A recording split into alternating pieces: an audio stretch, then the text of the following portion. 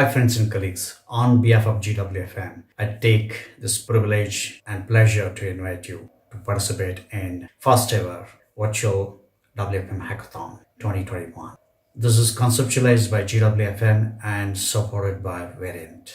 Why hackathon? While industry has been talking about same old problems and same old solutions, right? And post-pandemic has caused new problems which we never ever seen it or witnessed it. So we got to have new solutions to the new problems, right? It is said, embrace the innovation or become irrelevant. Embrace an innovation or become irrelevant, which is a very important fact. So today we're going to have hundreds of hackers who are WFM professionals. We're going to find problem areas from their organization or from the market, and we're going to experiment here in this platform for 48 hours. They've been given complete understanding of hackathon format, business design thinking, innovation techniques of 5 steps, which they're going to experiment with the help of mentors. And at the end, we're going to have their elevator pitch presentation, which is going to be evaluated by the distinguished judges. Friends, GWFM is taking the WFM industry to the next level of thinking. Let's raise the bar. Let's build benchmarking. We cannot do the same thing. How much of time that we spend in strategy building and strategic aspects of work in the organization. Most of us spend time in operational or tactical. This is the recent research done by GWFM. We see that only 5 to 10% of WFM leaders or professionals in the industry focus on strategy building. And innovation is absolutely 4 to 5% in the global industries. I'm talking about Fortune 500 companies as well. Forget about mid-size and small, right?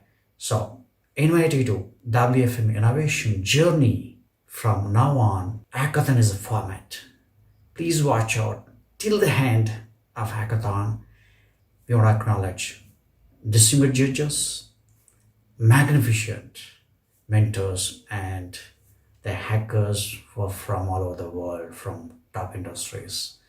Trust me, we're going to build 20 business cases in 2 days of time. We welcome all the WFM professionals, folks. This is conceptualized by GWFM and supported by Verint. And we have been thinking about this since long time. In fact, we have done hackathons a couple of times. This is our 5th hackathon, but this is the first hackathon in WFM.2 in the virtual. And we're going to have today, we're going to have a 15-20 teams going to share their ideas and solutions and disruptive thoughts.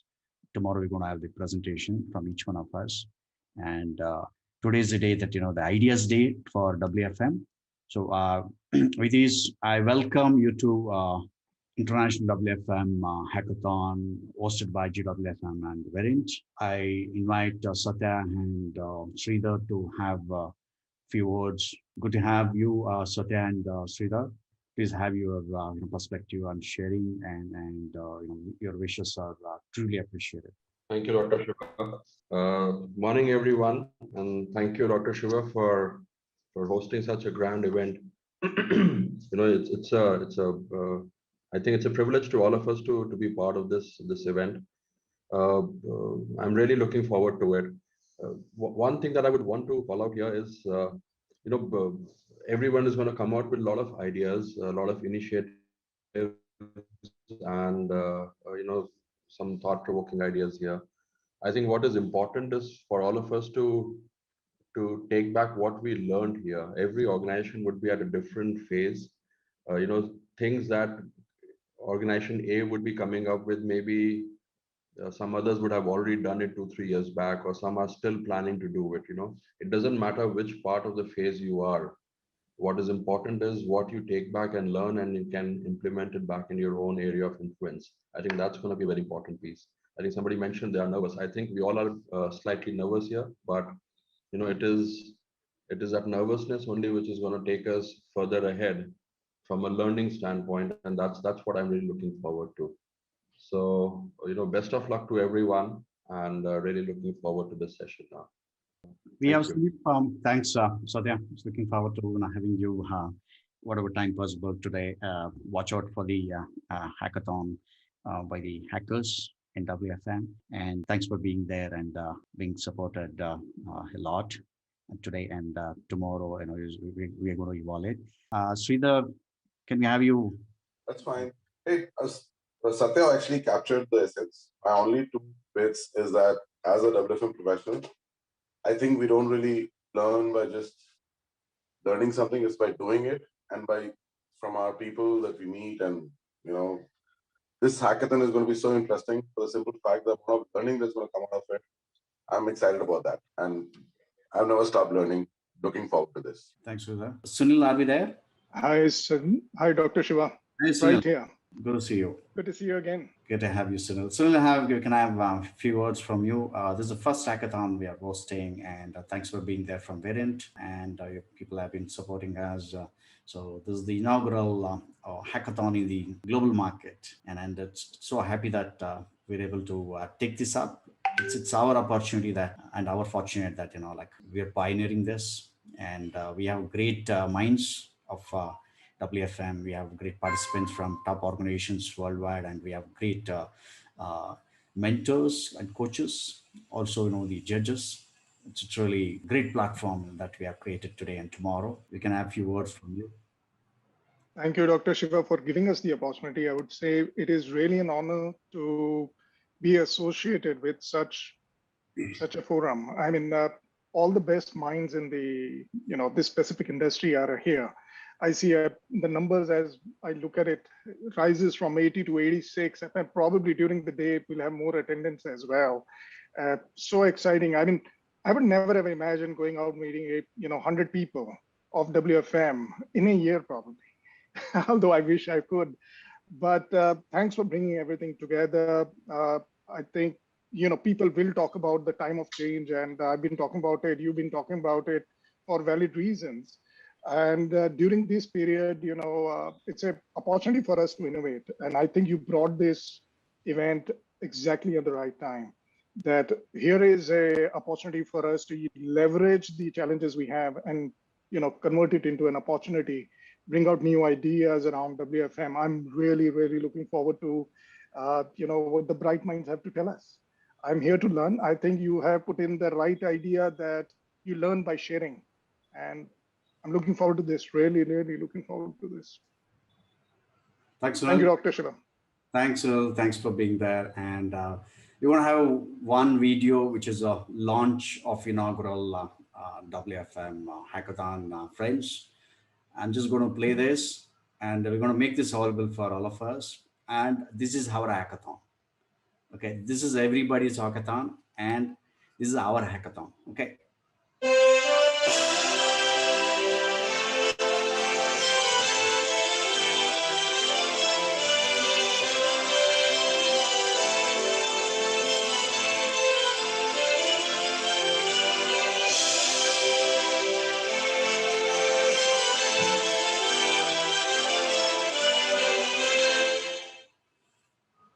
Thank you so much for being there. And we see the very creative logos from all the participants from all over the world.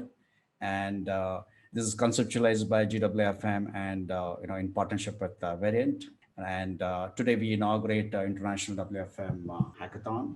And from here on, we're going to have all day, and we can take any amount of time to ideate and bring out solutions. With this, we inaugurate. Thank you so much for being there, Sridhar, Sunil, and Satya. With this, we start. I'm going to invite Abhishek from Sutherland. Yeah, very much, Shiva.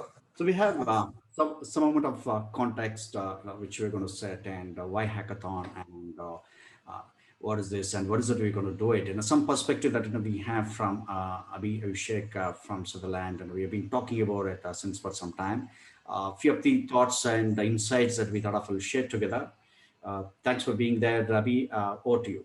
Thank you, Shiva. And so good morning, good afternoon, and good evening for everybody who's joined us from different time zones. And what a pleasure it is to be able to speak in this kind of a forum. Before I start, I just hope and pray that every one of you, including your families, are keeping safe from a rampaging coronavirus, which is forcing most of the countries to go into a mini lockdown once again. But having said that, this is such a wonderful forum, such a wonderful opportunity to be able to speak to some of the brightest minds within the WFM fraternity. It's always a pleasure to interact with such a fraternity. And and this kind of a forum especially is much kudos to yourself, Dr. Shiva, and everybody at GWFM to bring the entire WFM fraternity together to solve some complex and challenging business solutions in the manner of an ideathon and the first of its kind international WFM hackathon. So, ladies and gentlemen, welcome to this international WFM hackathon. And as what I would do here is I'm just going to pause and reflect on what has been the journey of WFM so far, and what is it that is in store for us, and how is it that we need to equip ourselves in the current year and the time beyond. So what I've done here is in one slide, I've just tried to capture the journey of the BPM industry as such, and then the WFM unit within the BPM industry since the time of inception. So it was about 1990, 88 to 90 that the BPM industry actually kicked off, and ITS industry came into being, and offshoring and outsourcing came to be as an industry by itself. The main topics or the main objectives of that industry was cost arbitrage and BCP, where they wanted some kind of global delivery centers to be functional if anything untoward was to happen to the parent organization. And that's how we found ourselves within the BPM industry. Contrastingly, WFM sort of kicked off in 2000 to 2005. So between that period for about 5 years, depending on how and when the early adoption took place. And that's where the WFM unit sort of kicked off, had its own cost code and had its own objective statements, most of which was centered around planning and planning better for the future, and how is it that we can understand and anticipate the oncoming time. And then the second part of it was just to find basic efficiencies within contact centers or within delivery centers, back office areas, and so on and so forth. Let's look at the current scenario. Let's just cut paste to what is it that we have today. The BPM industry, from the time that it incepted in 1990 to now, it's about 30 odd years, has just metamorphosed itself into a giant conglomerate as such, right? So it has not just given cost arbitrage and BCP, but it has evolved into providing a brand and value creation for its clients and for the products that it represents. It's become the growth engine. It has enabled companies to diversify. It has led them, or it has also led their diversification in global markets. And it has become a trusted partner for every brand and for every company that it represents. How has it done that? It has done that via research, deepened analytics. It has adopted digitization, and like a hawk that is, and whatnot. You've got AI, you've got ML, you've got robotics, you've got deepened analytics, you name it. And that's what the industry has adopted and evolved into. And if we were to convert, and if we were to just compare that with the current state of WFM, I just wanted to pause and reflect. The WFM unit always was lagging the BPM industry by about 10, 15 years since its inception, right, when it came into being. But since then, it has also delivered, and quite handsomely as well. It has evolved as a unit. And from the original planning and basic efficiencies, this current unit, depending on the rate of adoption and the kind of part it plays in this organization, it has developed into provide a unit which provides high-end efficiencies. It delivers really high ENPS, which means the employee satisfaction is very much core to WFM, and plays a great part towards ensuring a very strong and happy employee index. And it has become something which is center of the customer delight and the customer experience as such.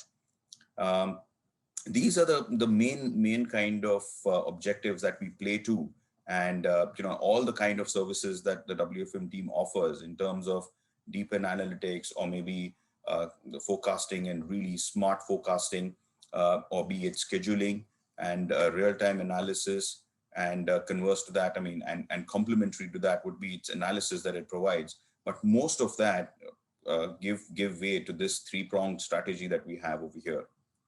Which brings us to the question, right? If you on the left-hand side look at the kind of evolution of your entire BPM industry, and then look at what is it that the WFM unit has delivered over the last 20 to 25 years, the question that arises is, has WFM kept pace, right? Has it adopted digitization the manner in which the BPM industry has? Has it become a trusted partner the way that the BPM industry has towards its clients? And what is it that that is in store for 2021 and beyond? Now, I don't want to second guess about where the BPM industry is headed, and we all know where it is headed from 2021 and beyond. But I want to do and delve into what is it that the WFM unit can do in 2021 and beyond. Adoption and digital enablement. It's not just a good to have or a great to have thing. It is table stakes. Being digital, adopting digital services, and getting automation and digital enablement within the entire WFM service offering is a given now, right? You either adopt it or you get left behind. People supply chain, we have a very, very strong chance of forming some very robust people supply chains, and that can come with very strong resource planning as a service that we have. We then look at all kinds of billing models is something that WFM is completely inclined towards. It has complete and deep understanding of what anticipated workload is going to look like, and therefore it is in a unique position to partner with the finance organizations to actually predict what's going to be the revenue uptake or what's going to be the revenue footprint of the entire organization as such.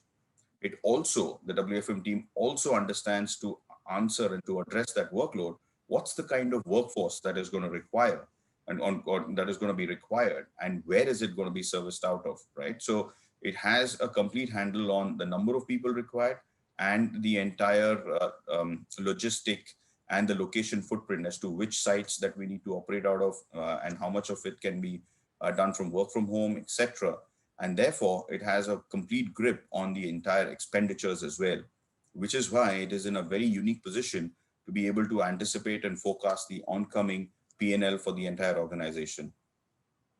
If you combine that with the kind of interactions that it has with service delivery and it kind of forecasting prowess that it has, it can anticipate the kind of workload, and therefore it can have the right amount of people at the right time, which means you have a very, very strong and happy customer index. And at the same time, it had a very, very strong employee index as well.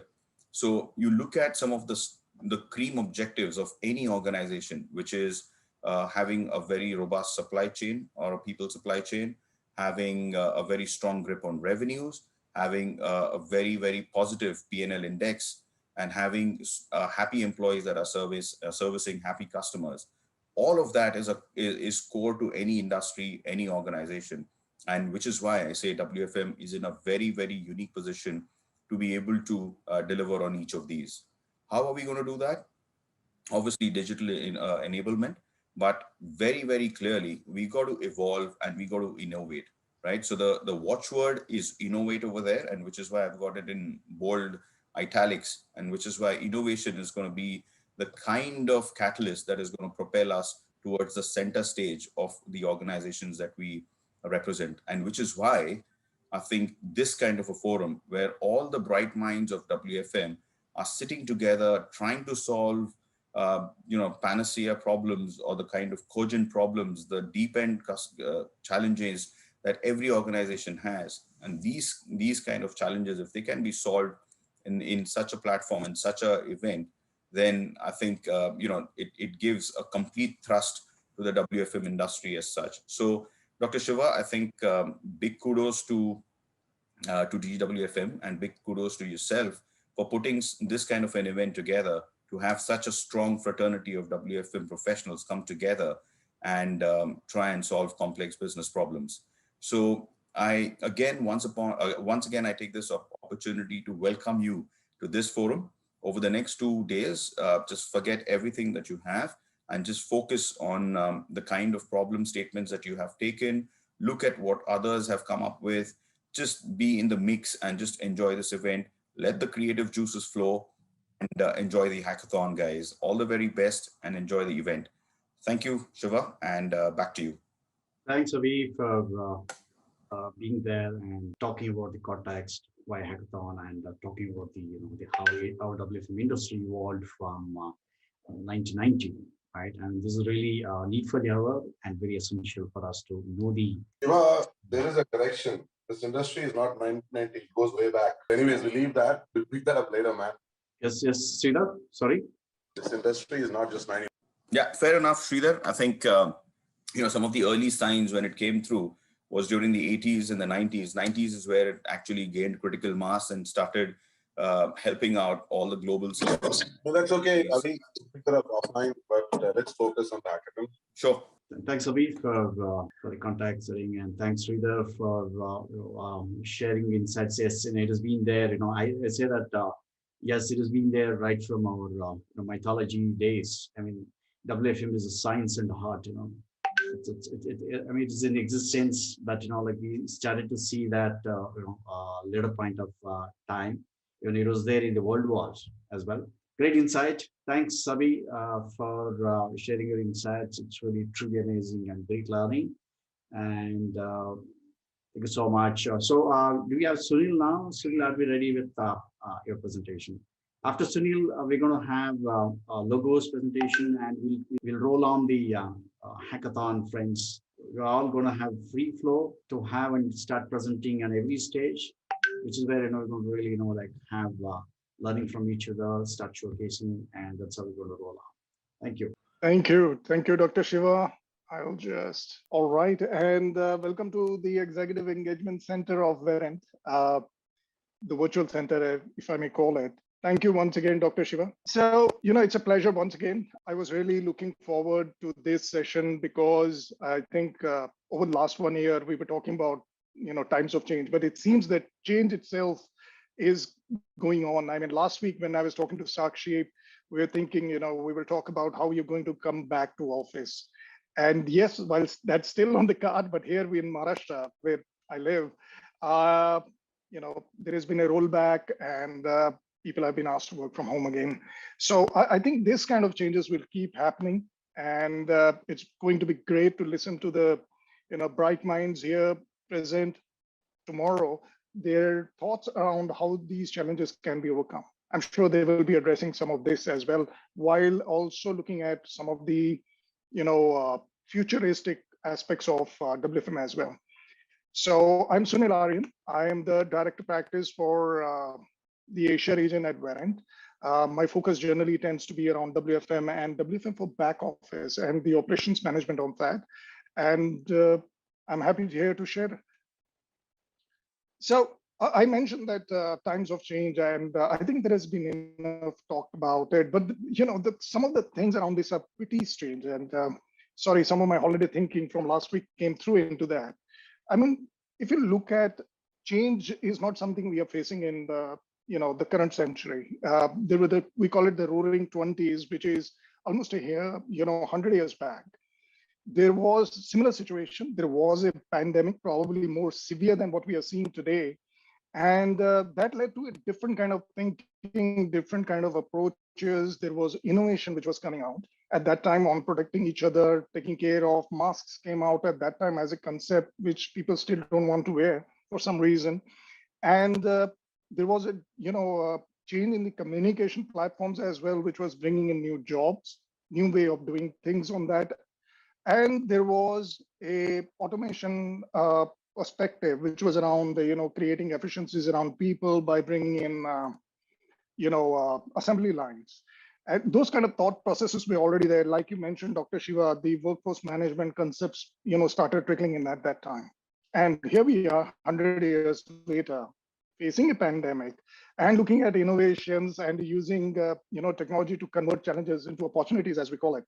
And there is a need for this communication, and that's why everybody, when we started this session, thanked you, Dr. Shiva, for bringing together this team for communication of ideas. It's become essential when we are being cut off from our ideation centers, that we have these kind of forums, and this is how the organizations are going to collaborate, and automation as well.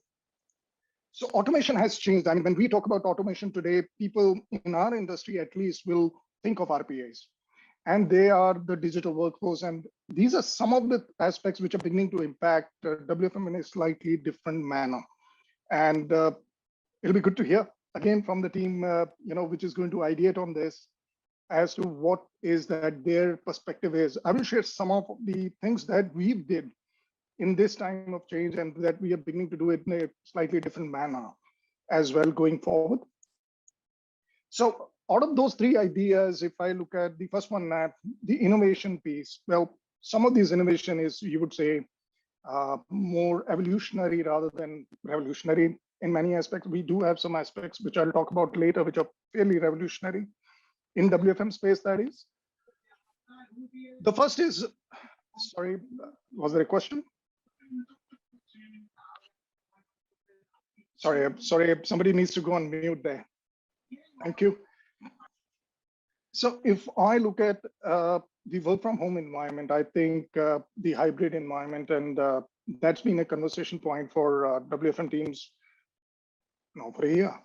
And adapting to that and meeting those trends is essential. And there is a blended media channels. You may say that's old story, but blended media is a fairly old concept, but we'll see how that can be leveraged in our current circumstances to help out our employees in some manner as well. Now, returning to office, of course, has its concern. I spoke about this last time as well, that when we bring them back to office, we just cannot assume that they will come and get into their cubicles like they did last time. That's why the government in some states stipulated 33%, some states stipulated 50% attendance in the office, because they want that social distance to be there. Which means we will be grappling with, at least for the next 6 months, is what we are envisioning, that we will continue to have this challenge of addressing a work from home, a work from office, and the hybrid environments that we talk about. And simple things, like should people be coming in at the same time to office? Because I spoke about Manila last time as well. If you go to the centers there, in the shift times, there are massive queues below just to get into the elevators, and we cannot have that kind of gathering of people. And WFM may have to play an important role in that space as well as Amazon. Again, kindly please be on mute, everyone. Thank you so much. So also, if we look at the perspective that when people work from home, and I think enough has been said on this as well, that we cannot just expect our employees to work from home and just behave like they did normally in office. Some people reported higher productivity initially. Some people are saying that productivity is beginning to fall off, and there are valid reasons for that.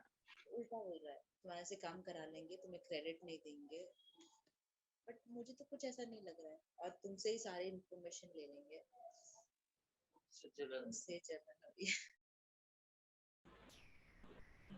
Sorry, Dr. Shiva, you muted me by mistake, I guess.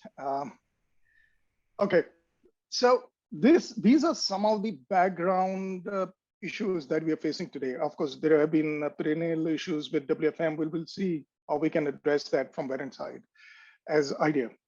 Now, when we talk about people, WFM has always focused on demand being and the service level being sacrosanct items that we want to meet with the least possible cost. Earlier as well, somebody while introducing the teams said that we want to maintain, lower cost of operations. And that is the balance that WFM creates. However, in current times, I would say the Verint's perspective is that, yes, that needs to happen. Yet people preferences are now beginning to come to the fore. And this was happening for some time with Generation Z coming in and the new gig work coming in. And those were talking points, but they're getting into action right now, which means when we look at WFM, while the art of forecasting and, the entire logic behind it has gone AI way, which is forecast better, faster. And I think that's a evolution, tech evolution, I would say, which has brought us into that stage of having a great forecast. We use our DaVinci AI engine for that as well. And I'll talk a little bit about that later. But the perspective towards employee side now is that when the scheduling takes place, it's not only about matching skills, it's also about matching workspace. It's a hard constraint which has come in. And scheduling itself, especially multi-skilled operations, are facing this challenge that how do I bring some people to office? Whom do I bring to office?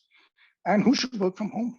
And when we do convey the schedule to employees, do they know that they are supposed to come to office and sit in a specific zone on a specific floor? The scheduling engine from our side allows you to do that. It's a small change we had to do within the system because our system has always been made very, very flexible, easy to use.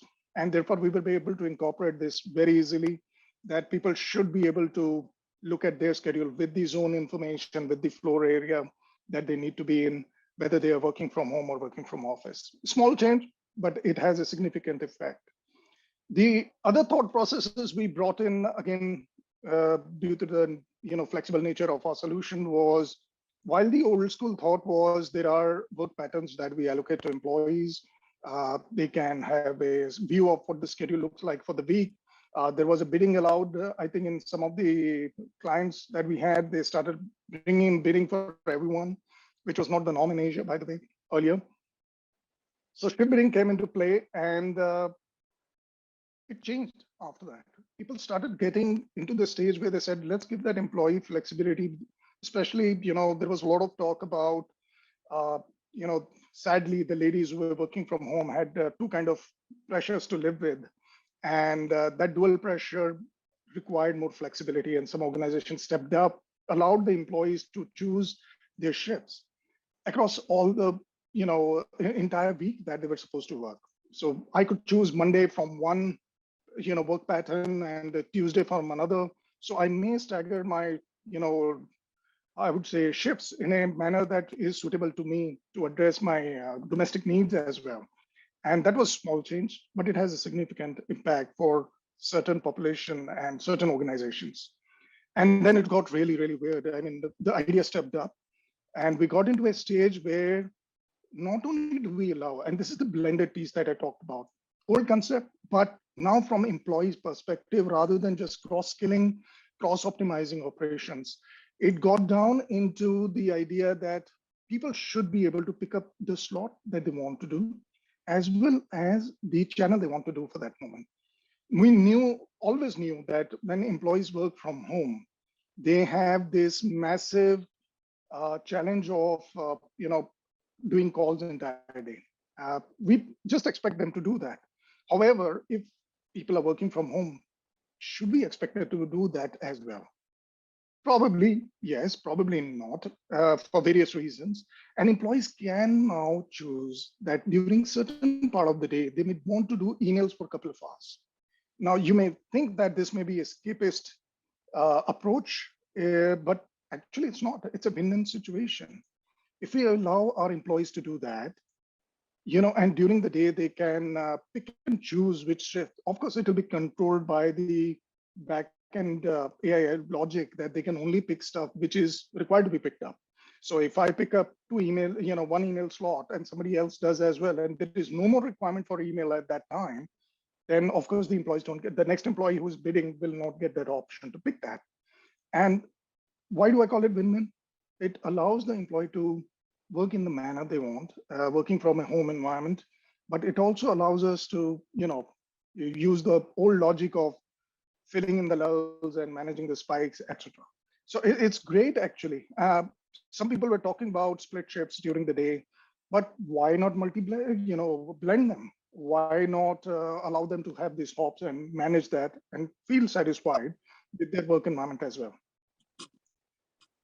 Now, of course, which means our RDA perspective is going to change a little bit. Why? Because earlier we knew that they were on our Ox code, and hence we know they're in their work position, work status. Now we may have to watch out for which applications they're using as well, which means we monitor which applications they are in at the moment during the schedules, and whether those applications comply to the schedule that was there. Because phone itself is not enough.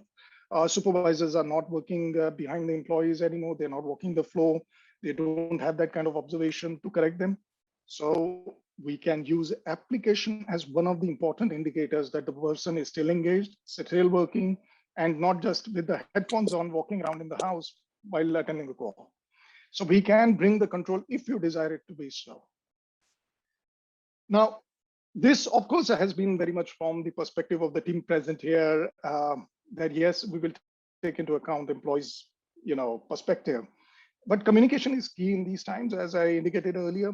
A small step towards that is making the information of WFM slightly more, I would say, democratic. The process itself democratic. Like I talked about shift bidding, why not bring it down to the level that an employee, when working from home, has the possibility of changing their or requesting for a change at least, uh, on the shift, on their work time. And even if we don't go down the path of giving them that granular aspect of choosing their own shift, and within the shift, the time, the media that we want to handle, we can at least give them the possibility of seeing their schedules, managing their, we requesting them, would they like to do an overtime? They can look at their schedules, they can choose to have a shift swap, they can choose to have a time of request, and the managers too can do that over the mobile. You may say, why would we do this? We have a HR system in place. Well, this is a mechanism to make life easier for the frontline managers as well as for the employees. And we do want more predictability in our shrinkage. If an employee is not feeling well or says, I'm not feeling well, we want that to be, coming to us upfront rather than having a no call, no show at a later stage. So communication is good for both sides, I would say. It empowers the employee as well as allows the WFM team to have that kind of upfront visibility into what's changing. And of course, notifications go out. This is all automated, by the way. And it's not that, of course, we set the rules within the engine, but the system takes over after that. Any change in schedule will send a notification to the relevant employee. We do want to make things simpler, which brings me to the topic of automation. Now, you would think that I will talk about the AI engine in WFM. Yes, I would at a later stage, but actually, I want to refer to the pure automation we think of as our RPA today. So, when we look at WFM as a science today, the idea, of course, is that there is a floor space that WFM team managers, operations managers, and suddenly there is a digital workforce that the IT team seems to manage, and that is a huge impact on the line balancing of the entire process. If it has a multi-stage process and robots run a part of it, the process itself, then how do we manage our operations? How do we staff our employees? How do we know that the bots are working at the level that we have the right people in the next stage? So we need to create a line balance. We just can't have people waiting for the work to come in.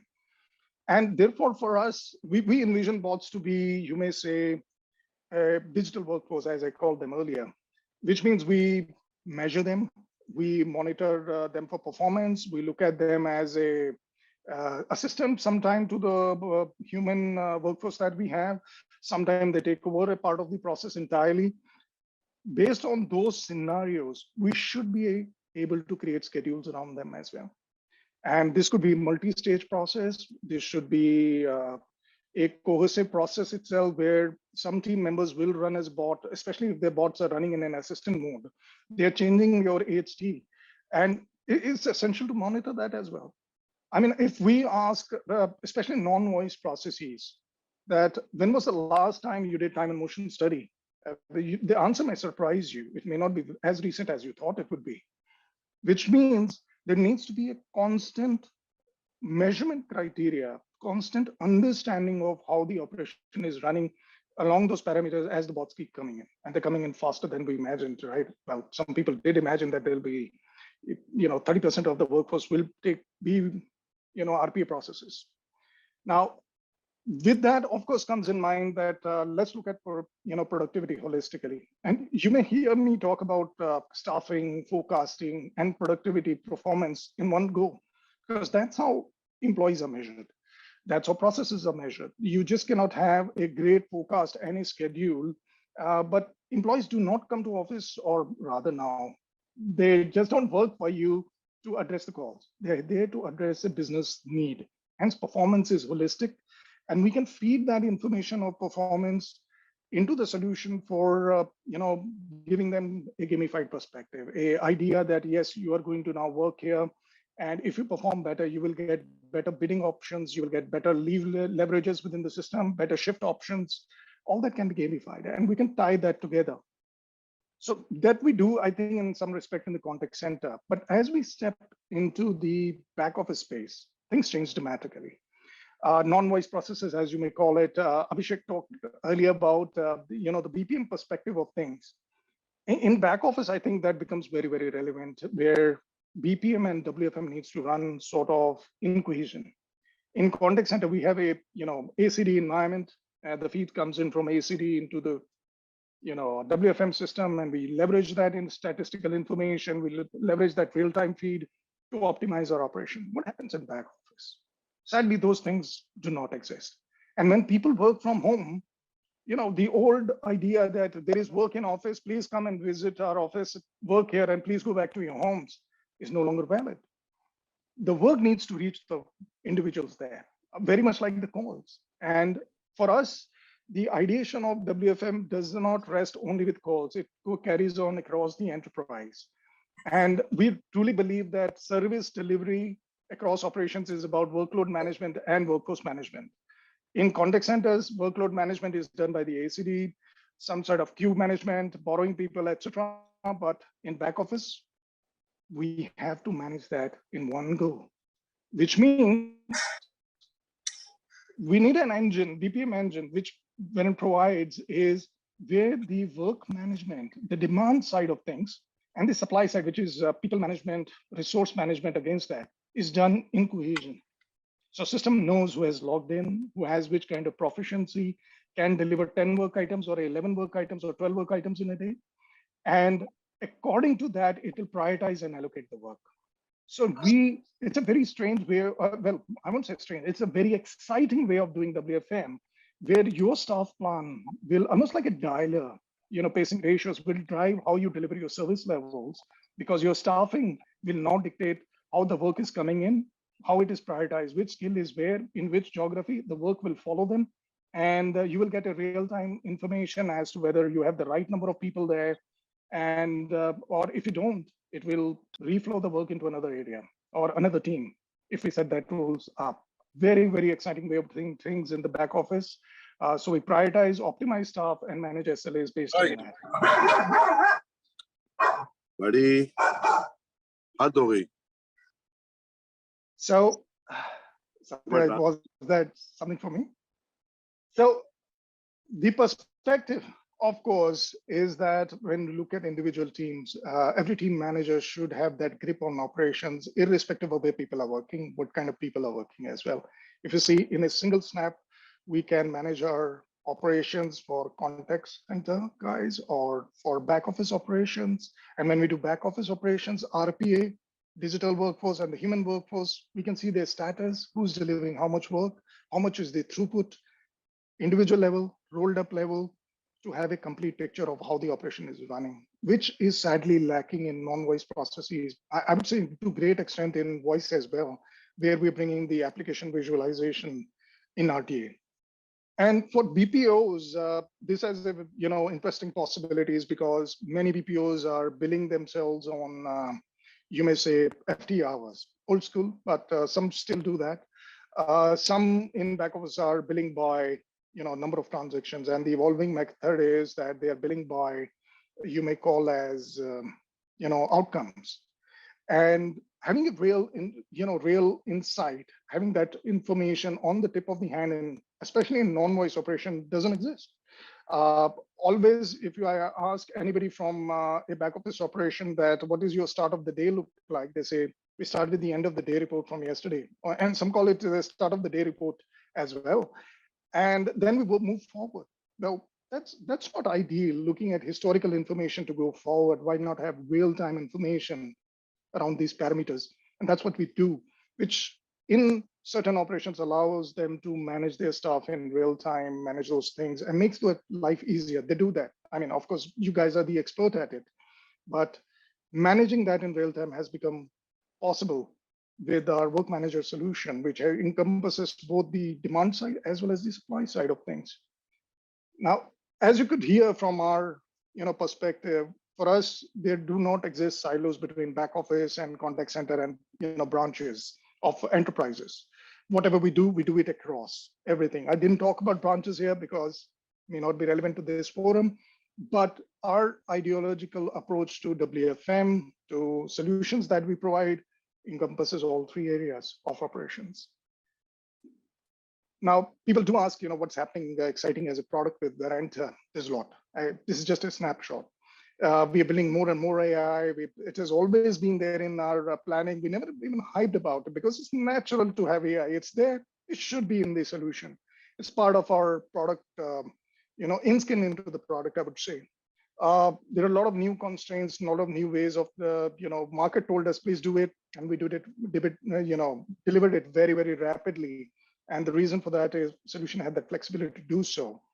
And I'll talk a little bit about DaVinci, which is our, a central AI engine, which uses interaction data for intelligent forecasting. Now, if people used to talk about my subscriber base is changing, the information they're giving us is very different these days. The questions they ask us very different. How does that influence my forecast? There was a lot of data manipulation to be done. The WFM teams worked that out. What are the ratios which impact forecast in that manner? Now we are able to do that. The voice of the customer can change your forecast. If they demand a certain way of interaction across media types, the DaVinci engine's information collated there, the AI elements from there drive how our forecast will be. It's a very large topic that probably I cannot discuss on this forum. And of course, we brought in with the vision that, even the WFM team is working from home. And as a WFM leader, you might want to know which of my areas of the product that I've deployed are working more than the other. What is that has changed as my demand has changed? Of course, AI may have changed some of those elements as well in the back. We can deliver, real-time insights into which are the areas of the solution which are being used more. If you suddenly find out, for example, that my forecasting has started taking more time, well, it was expected, but by how much? And for large organizations, this is critical to understand which areas of their operation, WFM team operation has changed. What is the nature of that by looking at what application areas they're using, where they're spending more time, probably bring in the vendor to do more work on that as well. We do that in-skin in our product. And like I mentioned, the DaVinci is our big vision. It is at the core of our AI ideology. It is where we bring in all interactions from your customers. The solution looks at that. That repository has a possibility. The AI engine runs on that repository of information and can influence all our product lines. And by the way, Verint has more than 24 products. And this central AI becomes the critical element in tying everything together going forward. Things like influence of quality on forecast or scheduling at least, influence of what customer trends are on forecasting. This is what our exciting area is at the moment. And no doubt, if you look at the most iconic brands, they work with Verint. There is a reason for that, as you can see. We have done a lot. Our ideology has always been about change, not harp about AI, but rather incorporate and deliver results on that. And while there are many here, let me just point out, that a small logo there of a large organization, and maybe for 2 minutes, listen to them. Well, about 70 seconds. Listen to what they had to say, why they chose us. Incidentally, when Google chose us, they said it has to be deployed in cloud and it has to be on Google Cloud for obvious reasons. And again, our flexibility, our solution design, our approach allowed them to deliver that very, very quickly. And let's hear what they have to say about that. Just give me a second. Here we go. I hope you can hear the audio.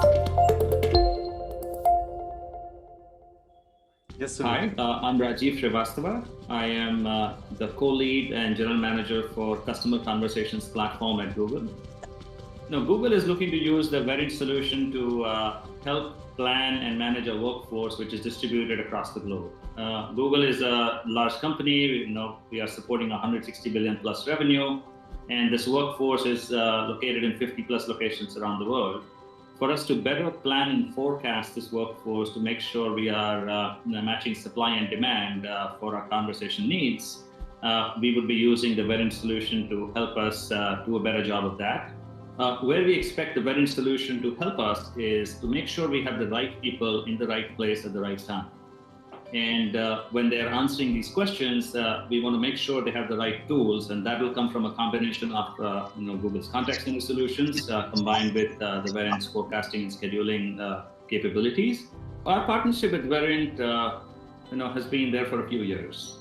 Our partnership with Verint was very good in terms of Verint was keen and willing to bring the solution to Google Cloud, which was an important requirement for us, and was willing to partner with us to really go make the solution work in a short time frame, and also meet our security and privacy standards, which become very important for us. We are custodians of a lot of important parts of customer information as we engage with hundreds and millions of conversations every year.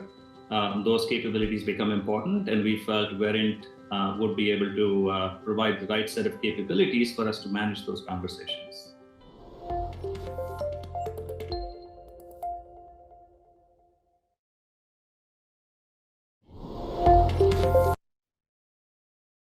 So that was a small, short snippet of, I hope everybody got that audio through to you, because this is my first time sharing video on Zoom. And you would have heard from them that one of the things they look forward and why they partnered with us is our flexibility, our approach to forum like this to ideate with our customers, bring out new ideas, new ways of deliveries, not constrain ourselves to what we think is the right way of doing things there. Of course, we want certain best practices to be in place, and we are there to help organizations achieve their goals. I talked about Da Vinci. That's our new approach on how we want to leverage customer interaction, the information from there, the analytics which comes out to influence how WFM uses that for better forecasting, aligned more to how the market growth is or how the campaigns are influencing our forecast. Some of the elements, I can talk about today in the short time that I have. And now that flexibility extends to the fact that we are here to make life easier for you.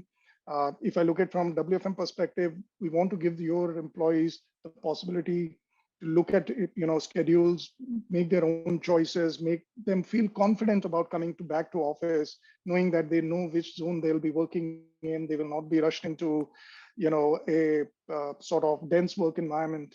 And also helping them, the WFM team have look at more predictable staffing models and work both in remote, hybrid, whatever you call it.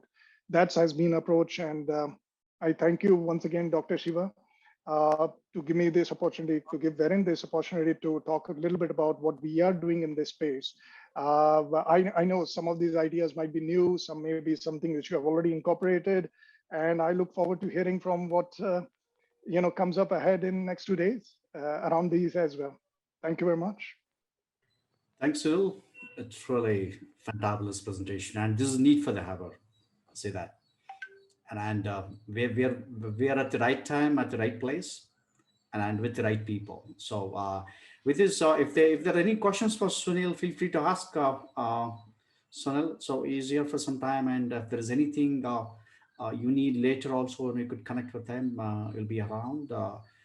Maybe we'll open up 5 minutes for questions from audience. If you have anything on the Verint side of product learning and what Sunil has shared now. If there are any questions, let's have it now. There are a lot of chats, but I don't see a question yet. So Dr. Shiva, I think as the questions pour in later, probably as people ideate on this and they may have certain questions, I'm always happy to help, always happy to answer them later as well. And like you said, I'll be here at least for another 1 hour. And before I join you in the evening again and tomorrow. Great, Sunil. Thanks for being there, and thank you. Really thank insightful presentation, and good to know about Verint's new offerings. It's really great learning for me, and also like everyone. And I thank everyone as well. And wishing them a good health. I hope everybody stays safe, takes care of the family as well. Thank you. Thanks, Noor. Thank you so much. So we're now going to kickstart with the introduction of all the team members.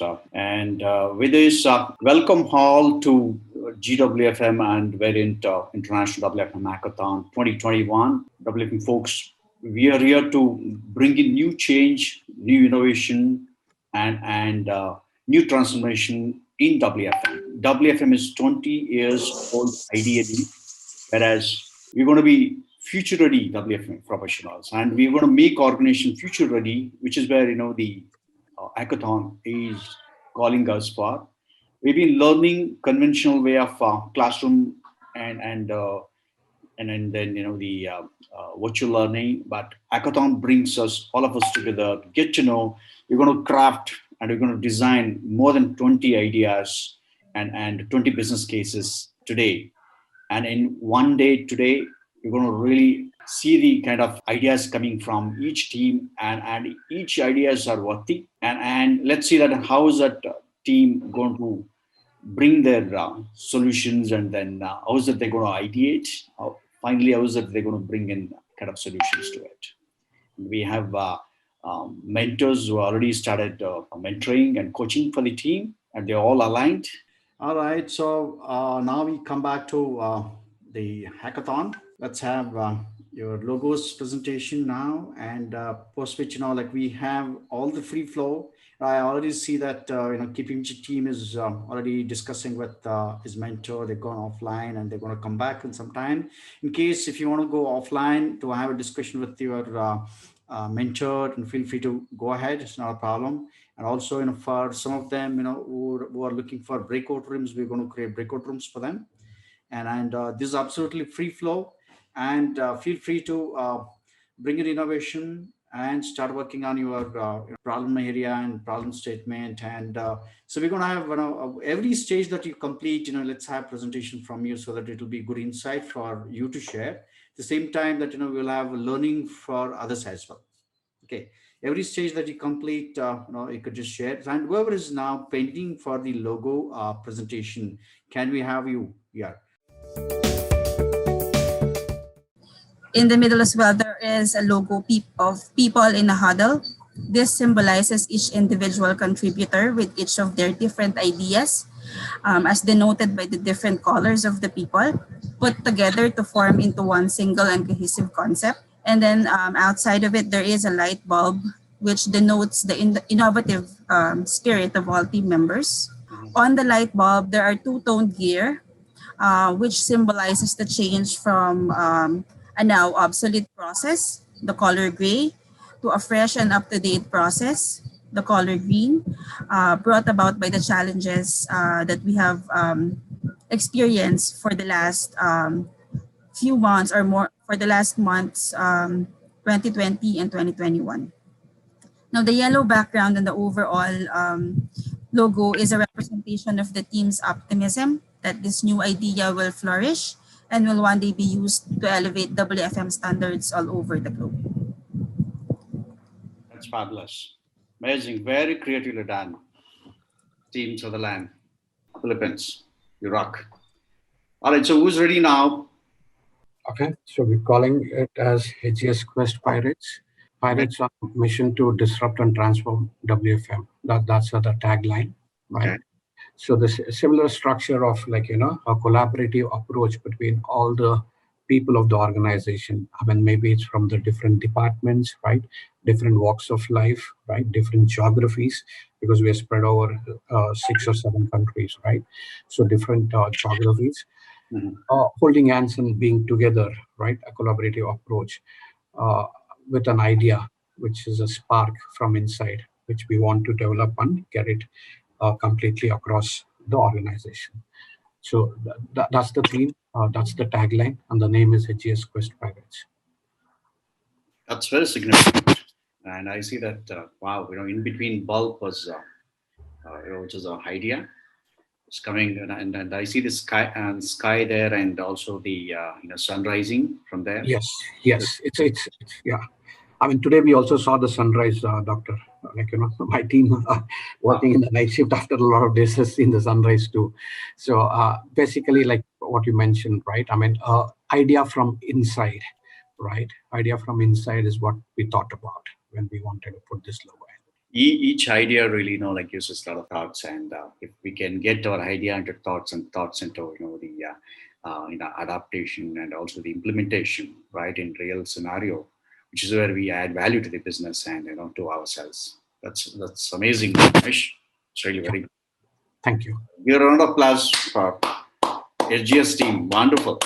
Thank you, guys. So I would, before getting on to the 3D print of the logo, we worked on the paper, and then through our marketing team, we were able to, get that on the 3D image.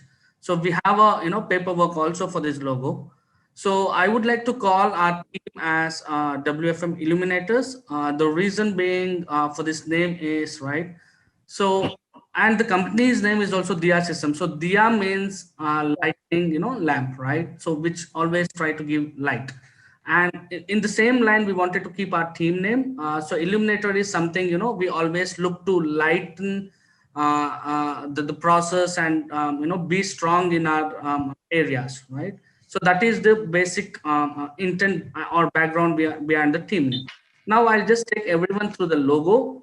DS stands for Diya Systems, and the center, which is in the shape of the lamp's light.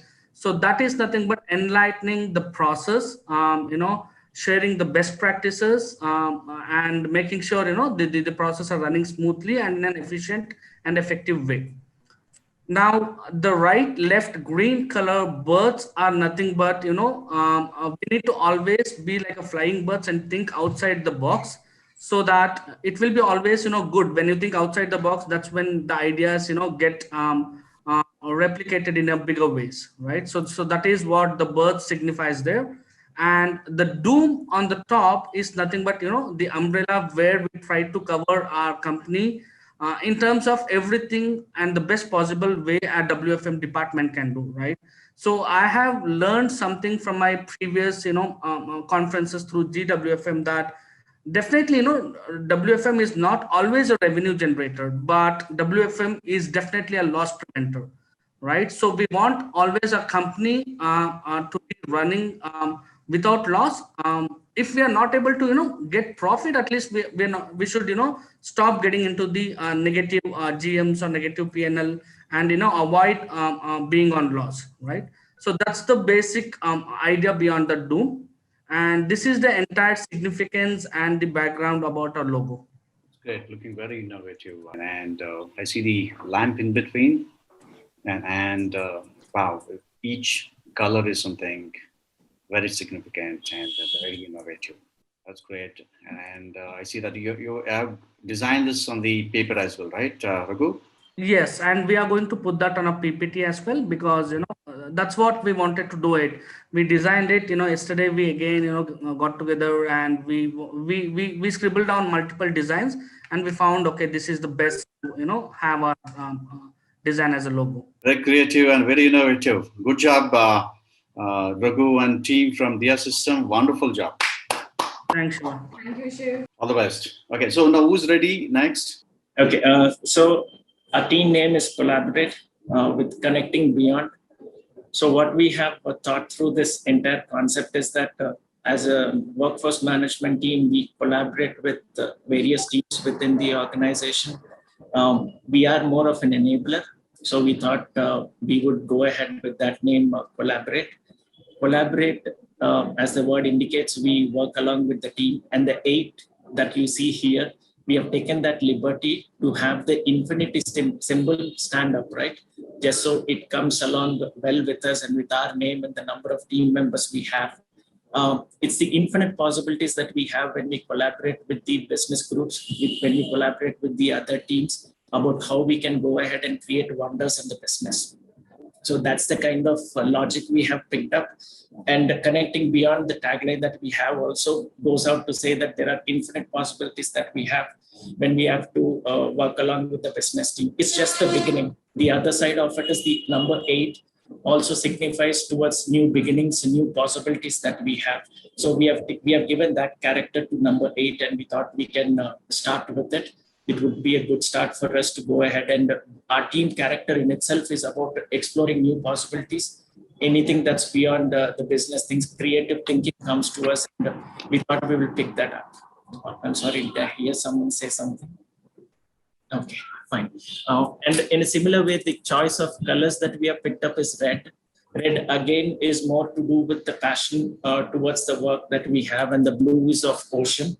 So we thought when we bring these two together, the pacifying thing happens, and we can be the team who will bring that kind of pacifying character to the whole activity. So that's the kind of logic. It's obvious the resource managers collaborate with the larger team. We go ahead and work along with the business leader. We exchange ideas. We learn with the when we collaborate with business teams. I think I'm getting into the habit of using that collaborative word way too much, but that's the kind of passion we bring to this conference as well. I mean, we are very much wanting to present our ideas, the problem that we have made as a statement, and over the next course of days, we want to explore everything possible and understand and learn from rest of the team members, rest of the companies as well, to see how we can work along with them and learn new things. That's the basic idea. But this is something which our team member has together. It's a sketch done on her daughter's whiteboard. You have to steal it for a day, but yes, that's the kind of thing she had been doing. She has put this across, and we will be making a proper logo out of this as well. But this is the concept. Akshat, Gayatri, Shifra, Neha, anything that you would like to add, honestly, as well? That's amazing. David, very beautifully shared. Yeah, absolutely beautifully shared, and just resonating with whatever David said. And connecting beyond also, like absolutely, like he said, we are connecting and collaborating with everybody else in the business, and connecting beyond. So absolutely, like David said, resonating to everything and just having little goosebumps. That's wonderful, and I see that I liked about your logo, which you have written it on the paper. Okay, it really takes a lot of effort to do it. So we are used to the designing everything on the PPT or any of the tools, but this is something that like coming together with a switch, right, and plugging in the plug out. Wow, it's getting together is something that you're going to do it in 2021. Amazing. This is Swati from KPMG. And also one more aspect of looking at this 8 is we feel WFM is not just an integration between the workforce management and the business. We look at collaborating or integrating with the wider or different groups within the business. So we are looking to collaborate with 8 different groups or units within KPMG, and that's how we take the number 8 to picture our logo out. Fabulous creativity and new thoughts all together and new ideas. Amazing. Thank you, sir. Give them a round of applause for KPMG team. Really amazing. So, Dr. Shivat and team GWFM, I must start thanking you and the team for giving us this opportunity to to participate on such an event. For me, I'm not sure about the rest of my team members, but for me, it's the first time I am participating in any of the hackathon. So I am new and I'm quite nervous presenting something in front of such a big audience. So that's how I start. And if you look at the logo, so we have a bird which is actually the bird phoenix. Okay, and then we have 3 values, which is dedication, determination, discipline. We have our motto as well, which is chase growth, and the team name is Fusion Phoenix. Okay, so I'll start off with our team name. What does this represent? So as we all know, Phoenix is a mythical bird known for rising from its ashes. So similarly, we believe in coming back more stronger, enthusiastic, and optimistic after every failure. So we are not afraid of failure. Rather, we take every failure as a learning and we use it as a tool for our future challenges. So that is the representation of our name. Coming down to the three values. So dedication is the first one. So we are dedicated towards our client growth, satisfaction, and success. The second one is determination. So we are determined to strive for a better tomorrow. Being determined to be a better human being, being socially conscious as a national and a global citizen, and being determined to deliver constantly and grow with the industry. The third one is discipline. So we are disciplined to constantly deliver the client need and perform constantly with our expertise and innovation. And lastly, chase growth, which is our motto. So we are constantly chasing growth from all aspects, be it innovation, manpower, transformation, expanding our presence in global market. So all these things put together, we as a Fusion Phoenix team. So that is all from my side. If you have any questions. That's fantabulous, Tanay. Truly inspiring. I see the uniqueness, and it really signifies a lot, and very creative stuff. Amazing, amazing. You can add your company logo in between or anywhere. Talk about your values that which you have. You have written three of them, right? Dedication, determination, and discipline. Wow, 3D. Okay, amazing. Wow. That's right. That's right. So 3Ds are our values. Amazing. All the best for your team. Wonderful job, Fusion team. Good job. Thank you so much. Thank you so much, sir. Thank you, team. All the So best. I'll stop sharing now. Looking forward for exciting time ahead. Yeah. Yeah, absolutely. The entire team is very excited, participating in this event. And, the best part is everyone was the process of, preparing for this particular event. That is much more exciting. So for the last 1.5 weeks, everybody, we are discussing about this. That brings up, binding between the team members. Everybody came up with their own ideas. That process was amazing. I like that. Okay, looking forward for So this is the logo that we have created for our team, and the team is called WFM Mavericks.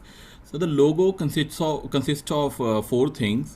First one is the visibility, that we want visibility at all levels and all process to ensure there is no ambiguity and we all are on same page for common goal. The next logo circle represents the velocity. That jet represents the velocity, and we want to get things done, but we want to do it quickly. Pace is extremely important when it comes to getting things done in these times.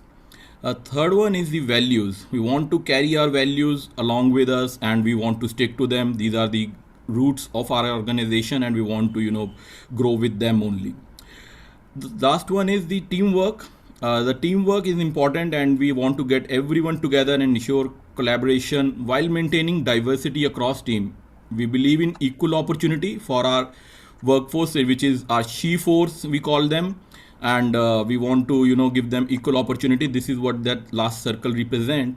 Put together all this, we bring our team together, and this is the concept that we have for our team today. And name Maverick, basically it signifies a person who does not behave or think like everyone else, but who has independent and unusual opinions. So that is what we came up with the name, and we want to don't want to be mixed up in the crowd, and we want we want to be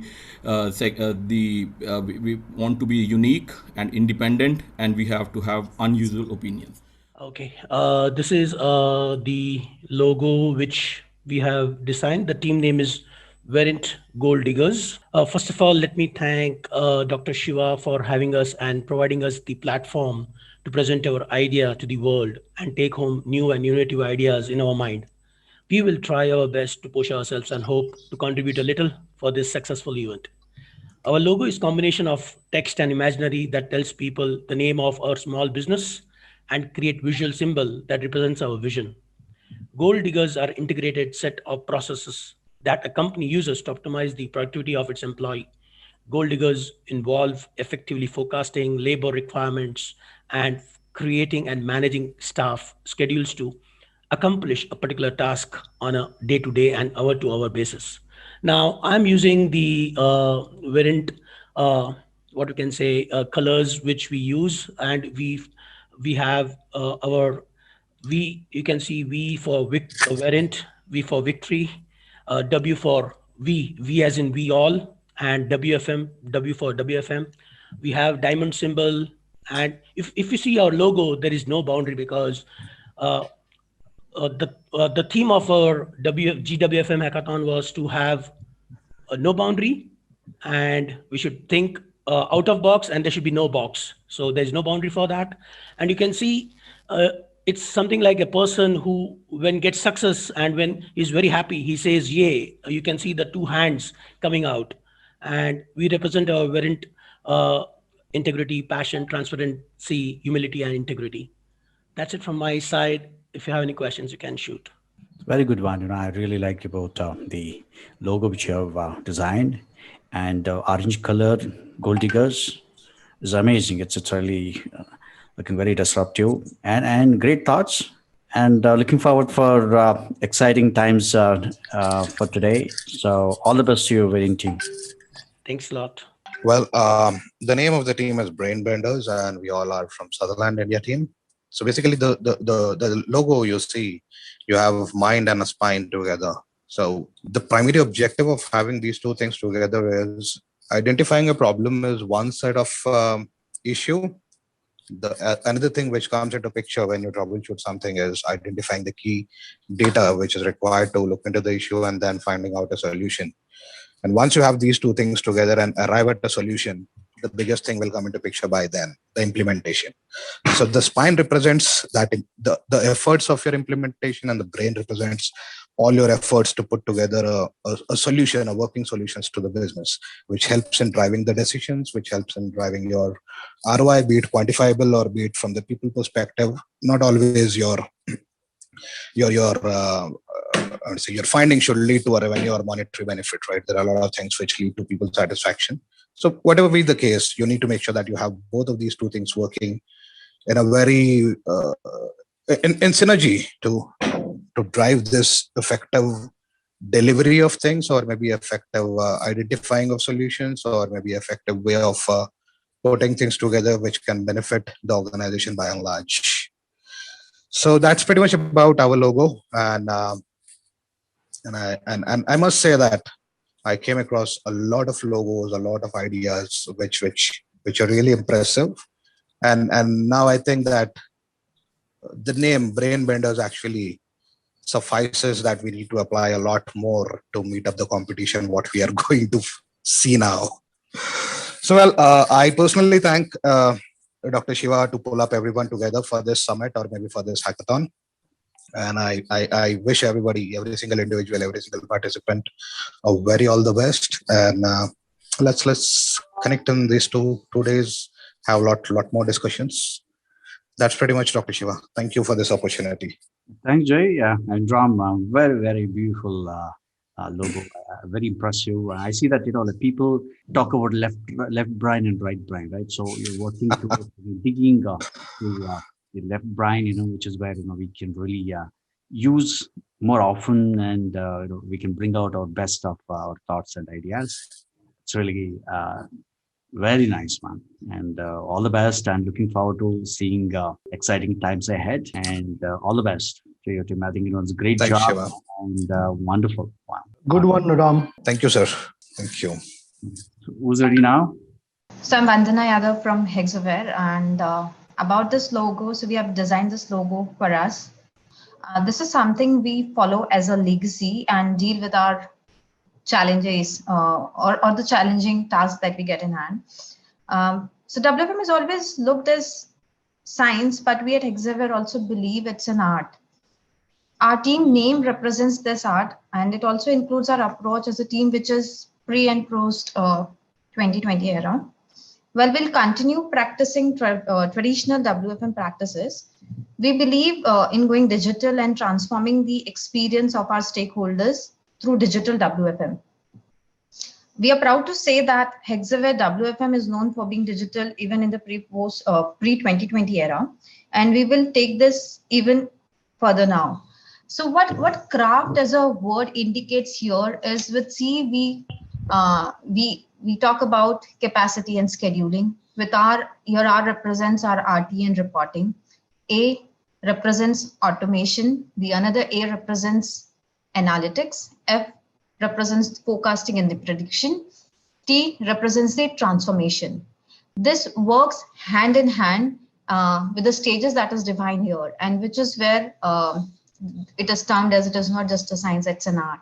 And this is our logo. That's it from my side. Very good one. I really agree to you.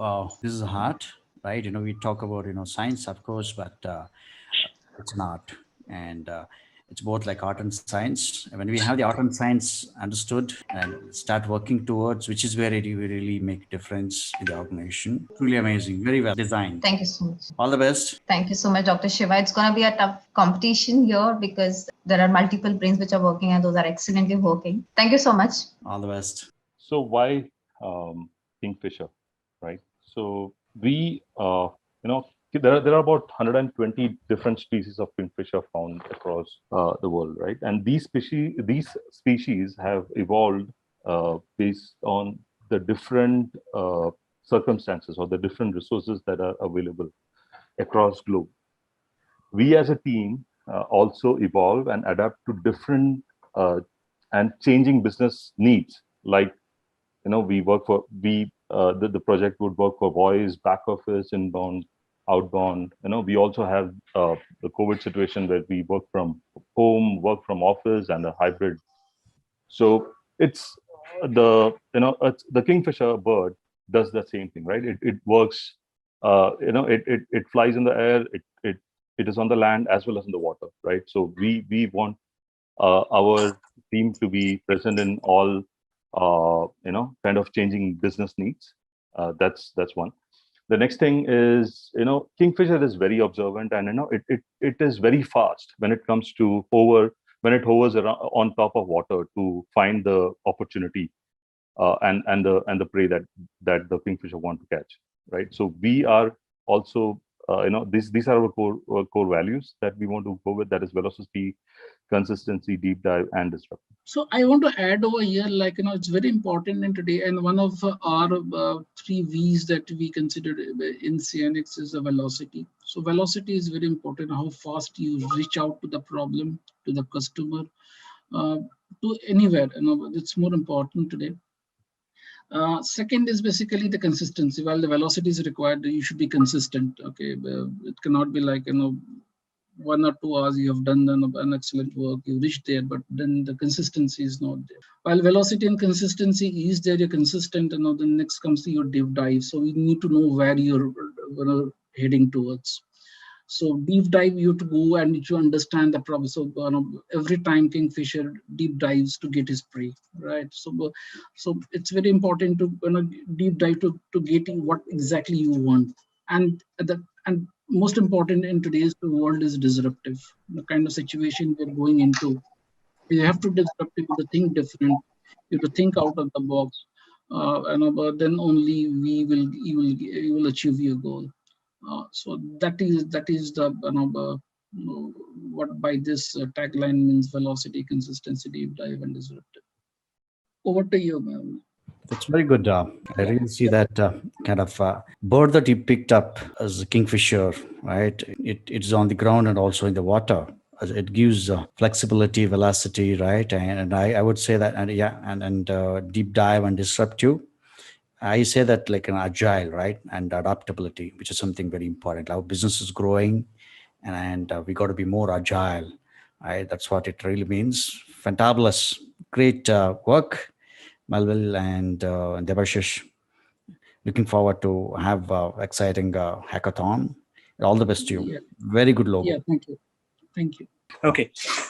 If you see the logo starts with a question mark. So basically a problem, wherein we see thinking mode as well. Wherein we think about a problem. Okay, what can be the solution? Then we see a progressive line, progressive arrow. When we are thinking about the problem and then and brainstorming and then thinking about the solution, then it comes to the later on to the implementation stage. So the flow which you see out here during innovation as well, there'll be a time when might be a dip in performance, or the performance would be stagnant. So this, progressive arrow shows us in the end a smiling face, as satisfactory feeling, wherein everything has been checked in. So our Capgemini Trailblazers, basically, we are here to innovate, to provide innovative solutions, wherein we can really help a business to grow, and which can really bring efficiency and accuracy to the entire project and to the entire WFM community. So that's our theme, and that's what we're going to do in our case study as well. That's all, Shiva. That's very disruptive. And just to add, like what we have tried to do over here is to keep things simple. So, and the arrow represents a journey from like what is presented to us as a problem, which may look very complex the way it is described, like maybe world coming to an end kind of a thing. But then we keep our heads cool and try to make it a journey, break down the problem into simple parts, solve like the pieces of the puzzle, and at the end get it done. And by staying lean, like try to do that as fast as possible and like as accurate as well. That's amazing. I see that the handwritten design is always good, which is where we bring out our best out of our creativity. I see that right from question mark, and like face is not happy, right? Sad face, and where solution is required, right? Which is where is the problem exists now, and you've taken it as a good path curve.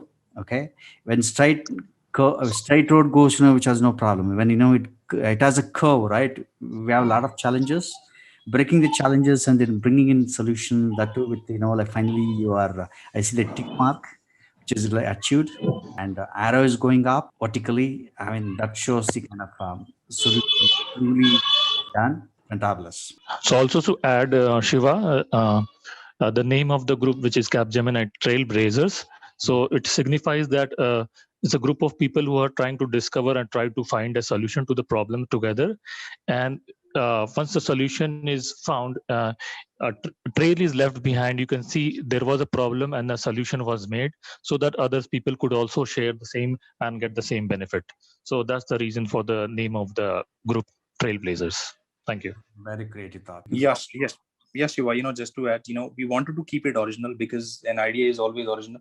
So that's the reason, we kept it like this. We were thinking to, animate it, using the digital, technology, but we later on we decided to keep it original only. It's a very good one, and it really takes a lot of effort and creativity to write. And I see that you're putting a lot of effort to get this design, and right from you're just thinking to just get this in real design.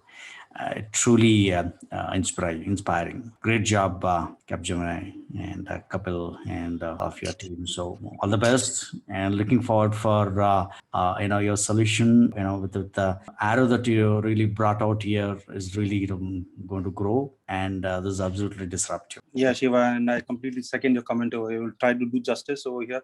And since the branding of this logo, it's like we are not so professionals, but yes, we tried our best to do this. At the same point in time, I think representing a Capgemini, it's a huge honor for us, and representing on such a big forum, and with you being there, and a supervised guidance, and with the respected mentors being allotted to us, will be a fun thing, and we are all excited and really super highly active at this point in time. And we're gonna do the best possible thing in this forum. This is the first time we have been here. We're here at this point in time, so we'll do the best, and we'll try to do justice to us. Design is we started with the Penrose triangle, which is a continuous shape, and that's supposed to represent continuous governance. It's also an impossible shape because we have an impossible strength and agility of mind. And we also wanted to parallel it with the Superman logo. Wow, looking very interesting. Okay. Anything else you want to explain? Well, just the theme of the two taglines on the side. Protecting business interests through flexible planning and ensuring success through continuous governance. And that's because our theme for the competition will be related to flexible staffing and flexible planning. Amazing. I like this Superman color, both very well thought. And there is a continuous triangle move, and I see that it's all growing, right? Either, it's growing from the back or front. It's really very good. And I like the bottom thunder icons that you people have created, right? This is something that from the bottom, it's really, creating kind of waves, right? Workforce Guardians, amazing. And I see the logo in between, the middle is fabulous. It's looking fantabulous. Thank you. All the best, team, and keep rocking. And we have a lot of time to work on it. I think you can kickstart with the problem area and then the problem statement and other things that you can move on. Anytime, any help you need, feel free to reach out.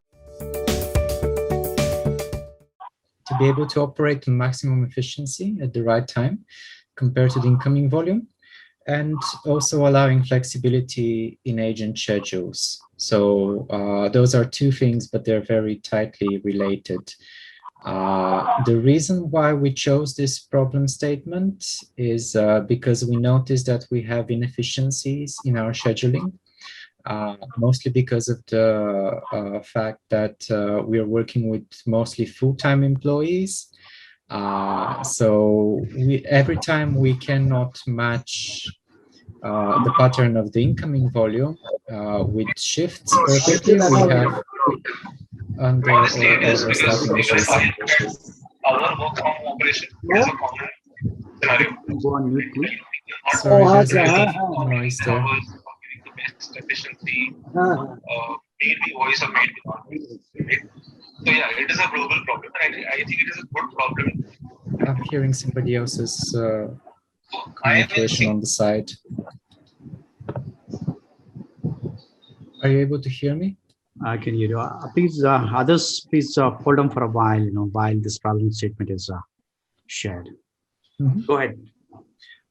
Yes, so that's basically it. We're looking to optimize our staffing as opposed to the incoming volume, looking at different ideas to do that.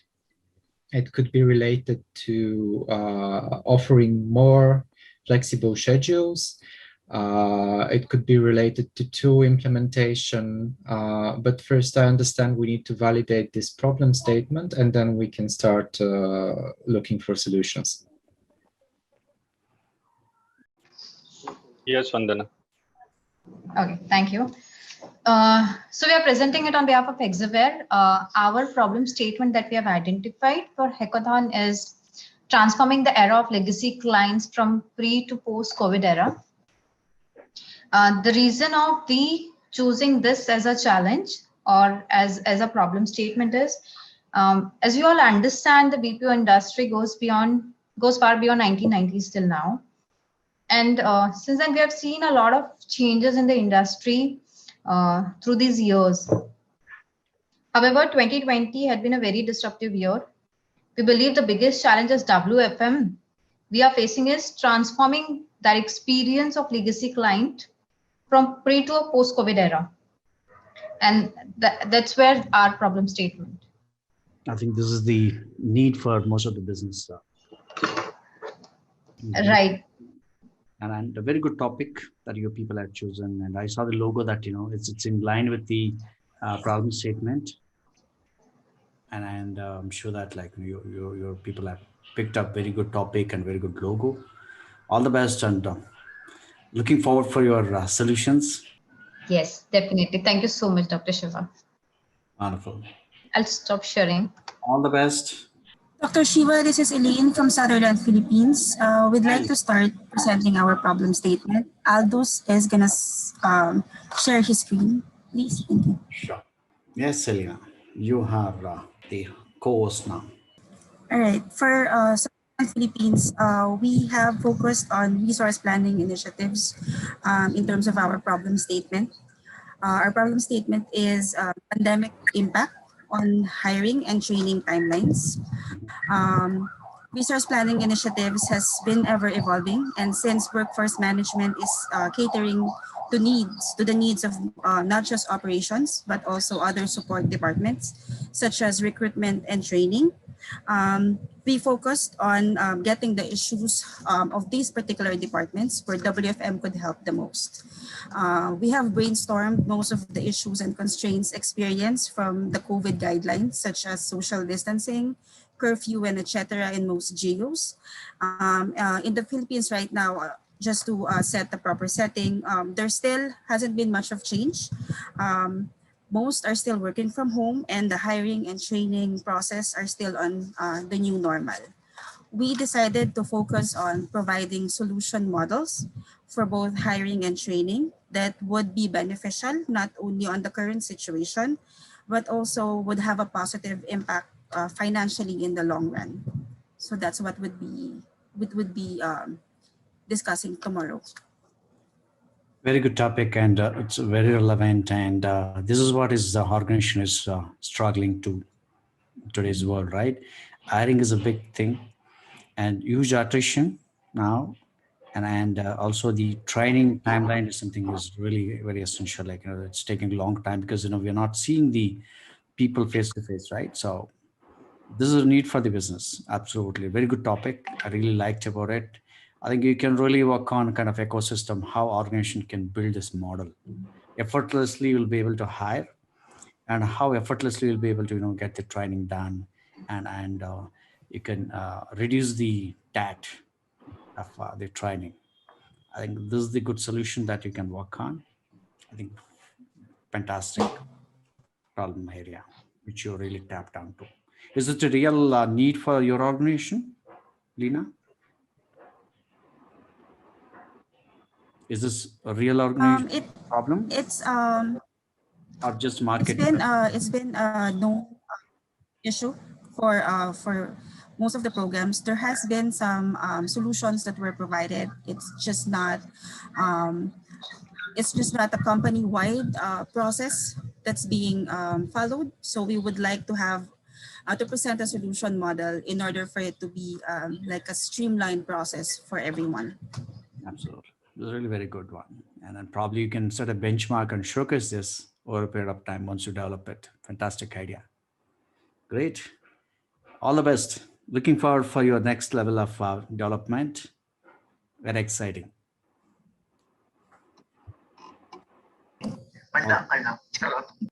Yeah. Tim, can you view my screen? Yes, we can. Okay, thank you.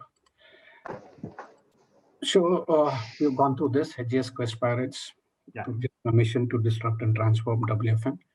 This is just the start point. I mean, we all really like the idea, Doctor. Like, if we can achieve this in the last 6 hours, team came up and told that, we have to have our internal hackathons. We will really achieve a lot. I mean, I'm surprised too that, we could achieve this much in the last 6 hours. Thanks for that. So this is just a starting point. We definitely want to disrupt and transform WFM going forward. So here, rather than a problem statement, I need your support here or guidance. I want to make this as an aspiration. It's not a problem statement. We are telling that, transforming WFM with infusion of technology. I mean, technology is there, but not in all the parts of the life cycle and not at the same levels in each part of the life cycle. So we definitely want to have more of technology to enable us to improve our processes and transform the whole WFM. That's the aspiration. So here we are saying areas of focus for transformation. I mean, we didn't want to take up everything. Like, we definitely have RPA. We definitely have alerts for the real time, right? Where we can get that with RPA, right? But we wanted to actually concentrate on forecasting and planning, right? Forecasting is the critical start point of the WFM life cycle. And 60 to 70% of our total cost is labor costs. We all know that. And all these costs majorly, right, is dependent on accurate forecasting and efficient and organized planning. It's not just about the costs. It's about also maximizing the revenue, meeting our revenue targets. more importantly, improving our customer experience, meeting our customer KPIs, protect our margins, right? Ensure employee engagement and ESAT. I call this the golden triangle: the customer experience, bottom lines, and ESAT. So we are doing this today, right? We are doing this today. But in this pandemic situation, right, where, I mean, the forecasts have gone haywire, the client themselves are not giving us forecasts because they're pretty scared about protecting their own margins, maybe because if we have a minimum volume guarantee, it's going to go haywire, right? In this condition, right, it is extremely important to have a much improved forecasting engine, right, and a more robust planning approach. It was always there, it is always required in this pandemic situation, and with the we have taken hit on our margins in some places, right? It is more important now. So these are the areas of the focus for the transformation, Doctor. Very good one, and this is something that common problem in most of the organizations. And if this is fixed, I'm sure that we can really help the organization effortlessly, right? And this should become like a way of life, and this is the way that we should head towards. And this is very essential, and people play a very key role in the organization, especially the post-pandemic. Our role is very critical. Like we're like a pillar in the organization. Without a pillar, we cannot have the base strong. So we are becoming an engine now. Very good one. Very good area. Yeah. And this is like market problem. So organization problem too across the industries that is really looking for this support. This can be a good benchmark setting when you complete your project. Yeah.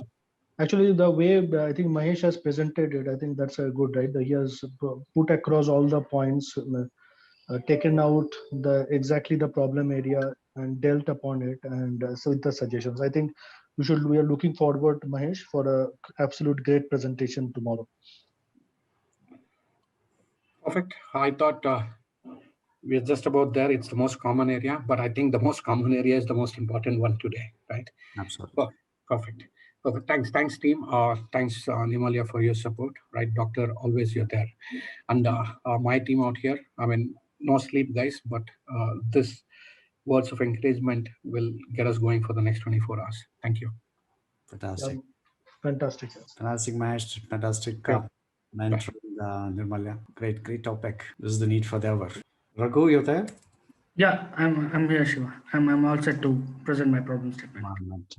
So I just wanted to keep my PPT also ready, parallelly, so that we can start building one after another, passing through every phases. So this is a phase sheet, like we are representing today. We are participating in the International WFM Hackathon. And before that, Dr. Shiva, I would like to thank you for providing us with a world-class mentor, who is our mentor is Radhika Narang from KPMG, and we had a conversation with her. We did connect with her, and she did really give us some good insights and inputs, and how to improvise the statements and how to carry forward the entire hackathon process. So I'm really thankful for GWFM today for organizing such a wonderful event, where it's get to learning mode for everyone in the market, and at the same time we also get to know more and more new ideas across the organizations, right? So the content is logo design, and we have named our project or the entire process as Project Zeus. The meaning of Zeus is a Greek god of weather. And why I'm keeping the project name as Zeus, because my project circulates around the weather only, right? So I'll tell you why it is. So that's what we are planning to picturize our project name as Project Zeus. And this is the logo design. I think I've already given this information on the WhatsApp. So I've just kept it how we evolved at this logo. We just first had a freehand sketch, then coloring that, then transforming that into a digital mode. That's and we have a Yeah, Shiva? That's beautiful. Thank you.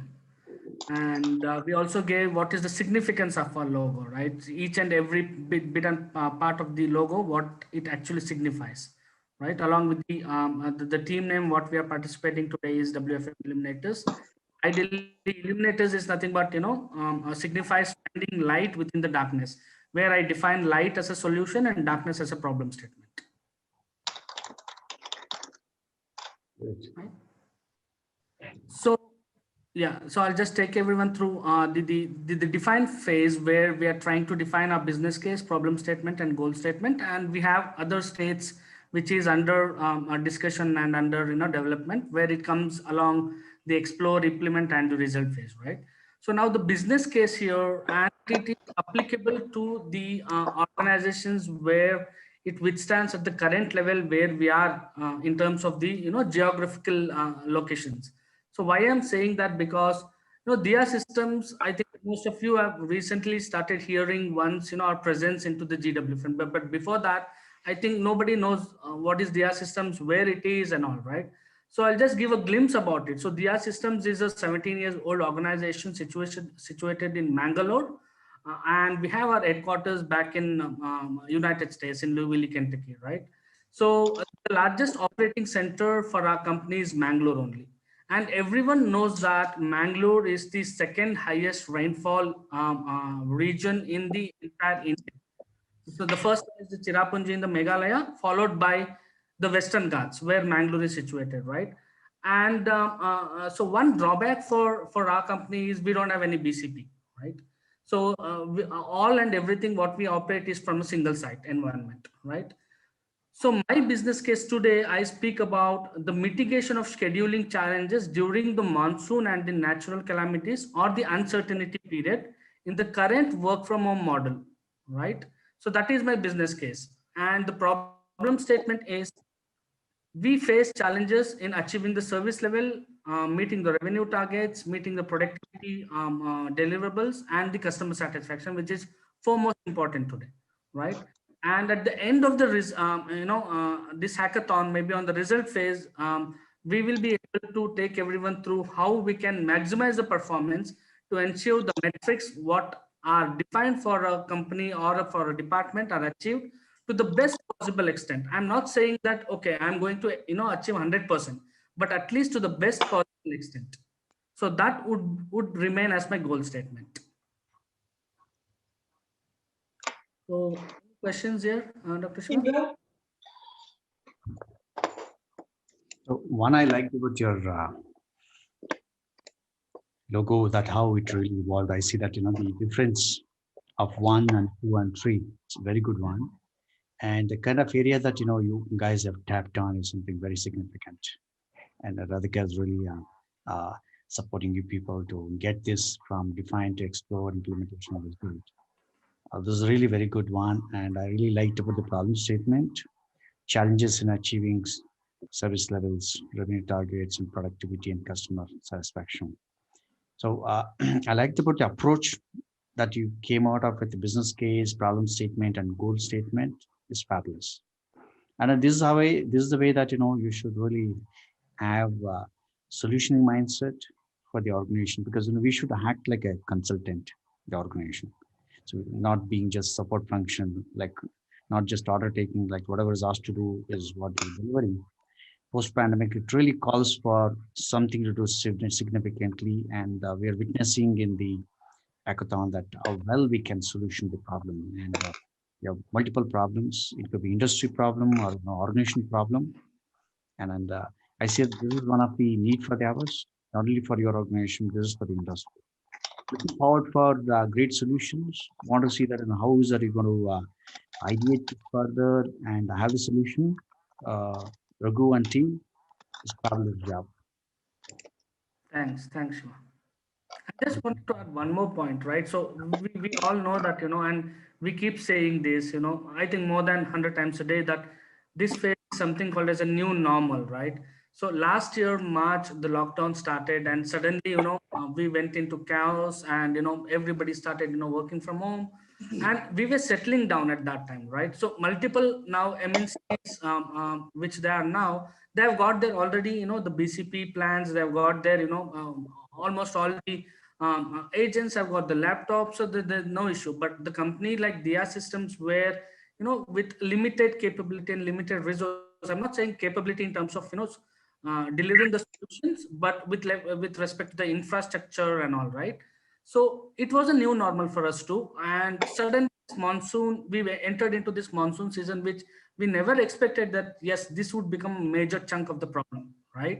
We were settling down, we were started, giving the best out of our systems, but suddenly this monsoon came and we ran out of our mind, right? And we really suffered a lot during last, and Mangalore, you need to trust me, Shiva, May to August mid, that's a peak monsoon, right?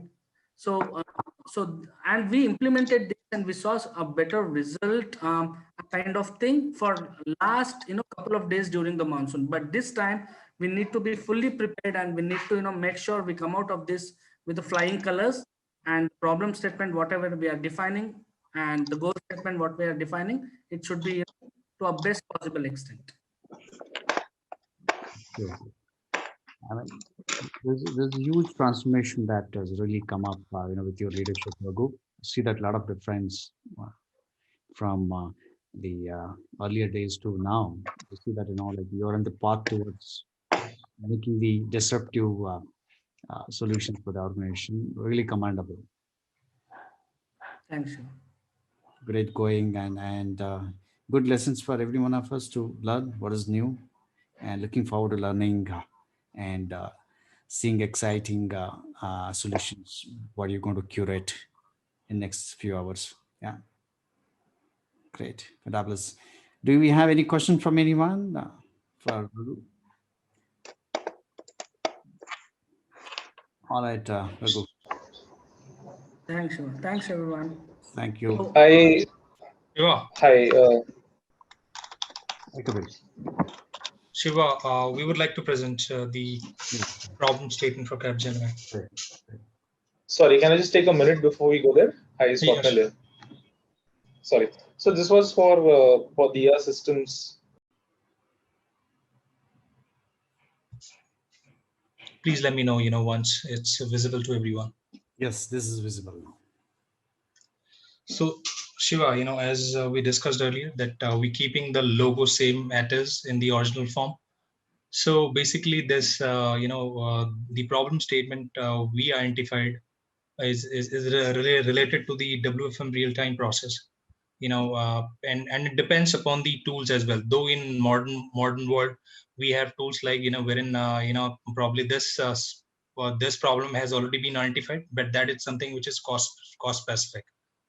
So what happens in real time world, we send whenever we notice a change in the service level, matrices, we notify it to the business, to the contact center, so that they can terminate their ongoing off phone activities and have everybody back on phone. And simultaneously, when the business starts doing well, we send them another notification. Okay, you can continue with the other activities now, which are basically value add, but actually not into production of calling. So what happens, in this, we doing a lot of manual work at the moment, wherein if a business is operating from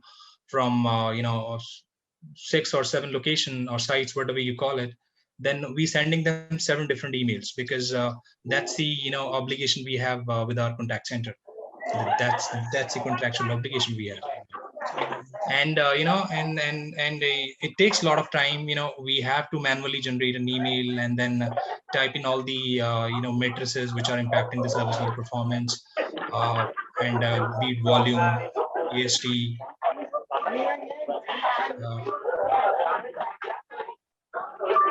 Someone who's not speaking. Yeah, I see. Okay, thank you.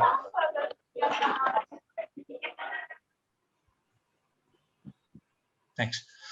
Okay, so it is actually taking a lot of time, and that's something, and so that's something which is taking a lot of time, and by the time sometime it takes almost 15 to 20 minutes to trigger this alert to the businesses. So by the time if you reach out to the seventh site or locations, by that time we might we see that the contact center performance has changed. So that's what happening. We identified this problem, and we are currently working on the solution as well. So that's our problem statement for the real-time world, and that's something which is really uh, a time-consuming activity as well as manual as well. So which takes a lot of time, and has when there's a lot of manual intervention is involved, it is prone to errors as well. So that's our case study and challenge and problem statement, Shiva. It's a very good topic to work on, and this is a regular problem, and the organization and also in the industry. A couple very good topic that you people have chosen. Yeah, exactly. And there's one thing I would like to mention. Probably there might be tools available in the modern era, but looking at the cost factors, the automation, the solution which we're going to provide, will is especially good for small sector, industry. Absolutely. Yeah. Thanks. Absolutely. Very good. Any question on this? Guys, if you have any questions for Kapil on this?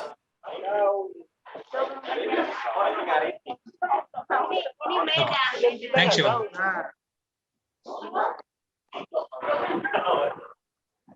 Observe even in a brick and mortar environment is our in-office shrinkage. And now because of this in-office shrinkages, we miss our KPIs.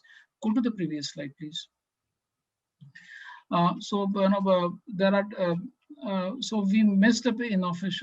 So because of this in-office shrinkages, we miss our KPIs. So miss our revenue targets. We incur extra cost by doing those overtimes. Because there are money left on the table because to meet those numbers, meet the deficit hours.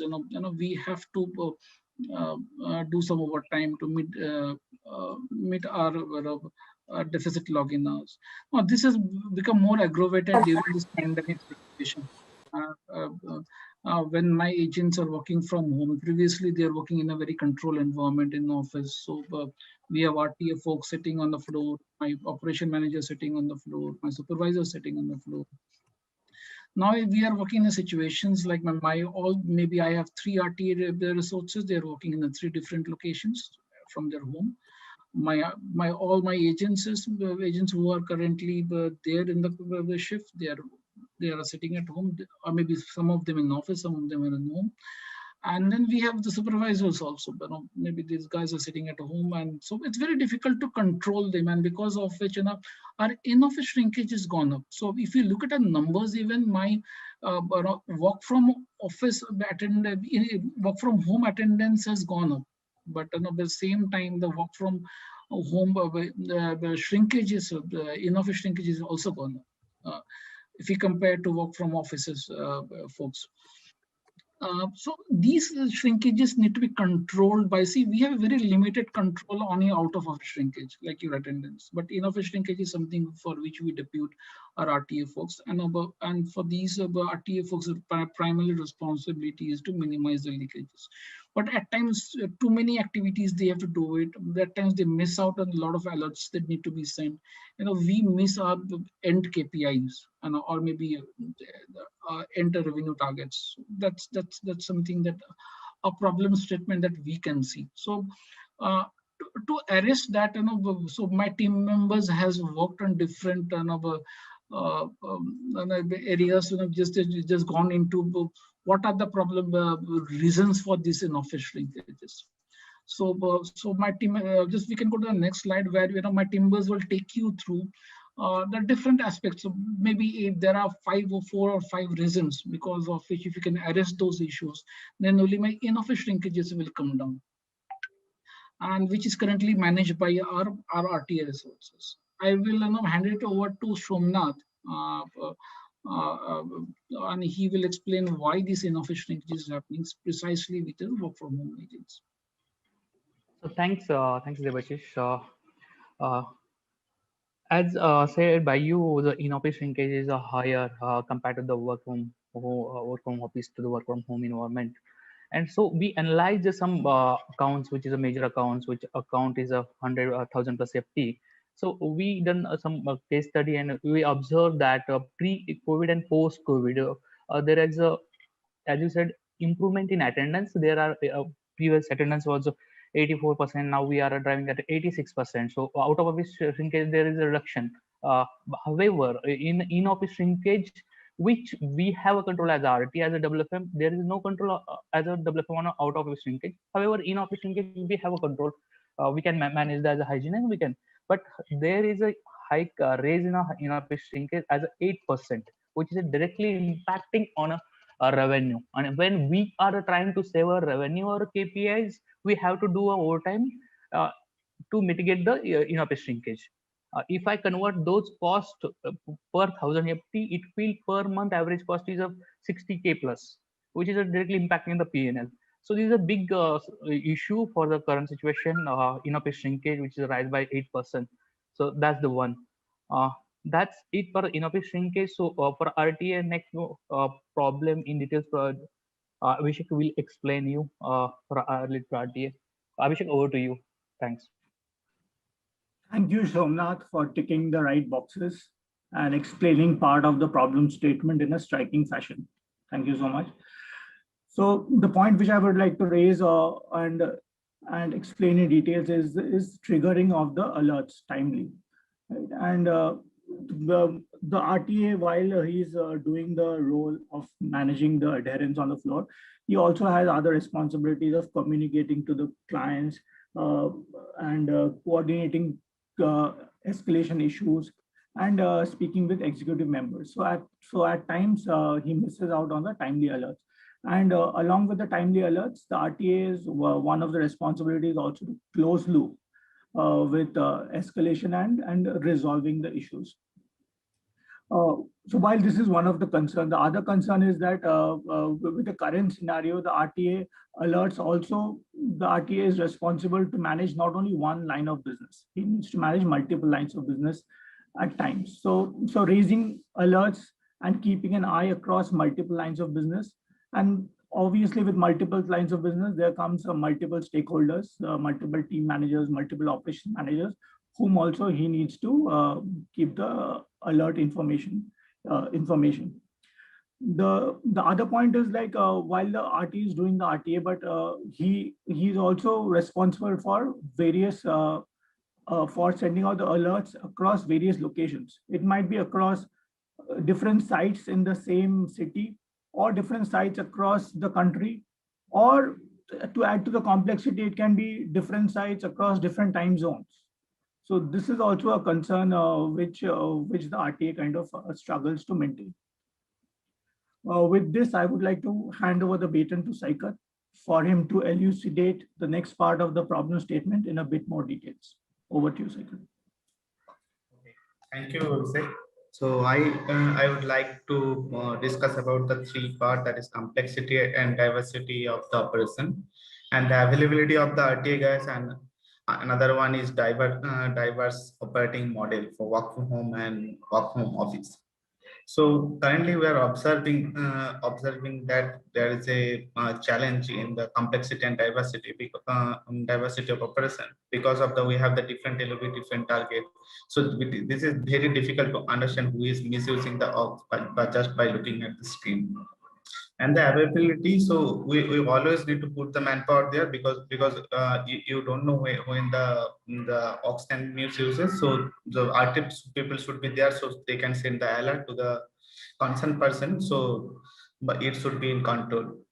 And the current last one is currently we are operating in the very different two model, that is working from home and working from office. And working from home is now is a challenge for the RTA guys, because they cannot connect with the advisor. They have to connect with the individual. They have to send the individual alert. also, if you are talking about the bigger business, so they have to connect to the advisor via the team leader or supervisor. This is also a time-consuming process. So that's it from my end. So I would like to hand over to Puneet for the next problem statement. Thanks a lot, Saikat, for explaining. Yeah, good evening, everyone. So as in today, speed of RTM is the biggest concern, and same goes for credibility also. They can't send multiple alerts on same time, or you can say right time, which actually impacts our KPI and revenue part. And moreover, there are times they can't decide the threshold that what time they have to send which alert, like in office shrinkage, AFT, oxys, and the prioritization of required, which they can't decide. And they also need they can't decide that what would be which metric have major impact. One of the other activity needs to send to agents, team leader, which is getting missed just because of this multitasking of multiple lobs and multiple geographies, which due to which we are getting Dante real time. So I would like to hand over next part to you, Melvin. Thanks, Puneet.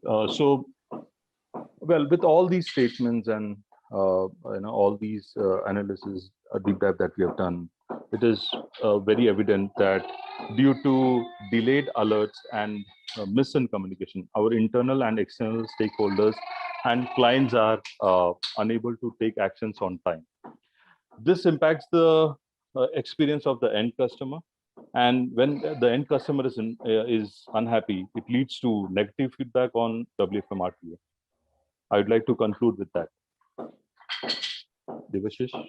Yeah. So net, and if we look at, so Somnath has given a view, how it is impacting our PNL because of this non-adherence. Abhishek has given more into if you don't that velocity or that is not there. So the faster we reach out to the problem, the easier the solution it would be. So that is something that is very, very much important.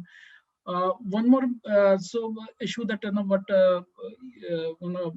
Saikat has raised, it's very difficult to, so the number of RTA resources you need for a consistent alerts that we need to send is very important, and that alert should go to the end user, the main defaulter. So that kind of environment, if you want to create, then we have to pour in a lot of RTA resources. Today, maybe there are organizations, they having an RTA resources, those POC ratio maybe 100:1 or 150:1, and managing in a given shift maybe around 50 to 60 resources at a given point of time. It's pretty difficult. And then the equal kind of alerts, we keep an eye on all those 50, 60 agents at a given point of time. It would be definitely an issue. So second, then, and that is going to bring up the issue of consistency. Definitely, if we have that consistency is not there, definitely there will be an issue in terms of performance. Maybe that times we might be saying we are very biased. This biasness might be there. There are times what happens, team leaders comes and tell us, why you were so vigilant on my team and not for the other team and all this. So those biasness at times it comes maybe XYZ reason. So those things should not also brings a lot of discomfort among the teams and definitely to the performance. And last but not the least, all these things lead to a dissatisfaction in the mind of the client and internal stakeholders.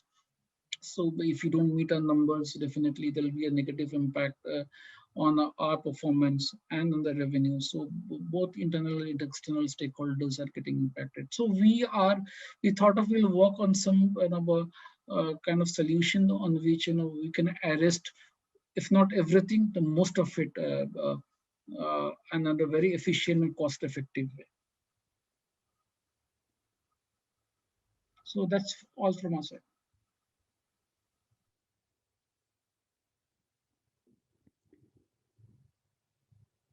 Right. Okay. So here we have just given the problem statement as of now, Shiva, right? So we are working on the brainstorming session internally, basis which we will come up with the pointers of what are the pointers which is impacting these problem statement, and then we will derive at a solution to it. Okay, so the problem statement which we have derived is how to ensure in the shift productivity in a new normal scenario, right? Or how to ensure controlled environment along with productivity in this new normal environment. So this is what a problem statement is, which we have taken, and we are going to do a brainstorming on it, basis which we would have some pointers in place, and then we will derive at a solution for each and every pointers which we get as an outcome.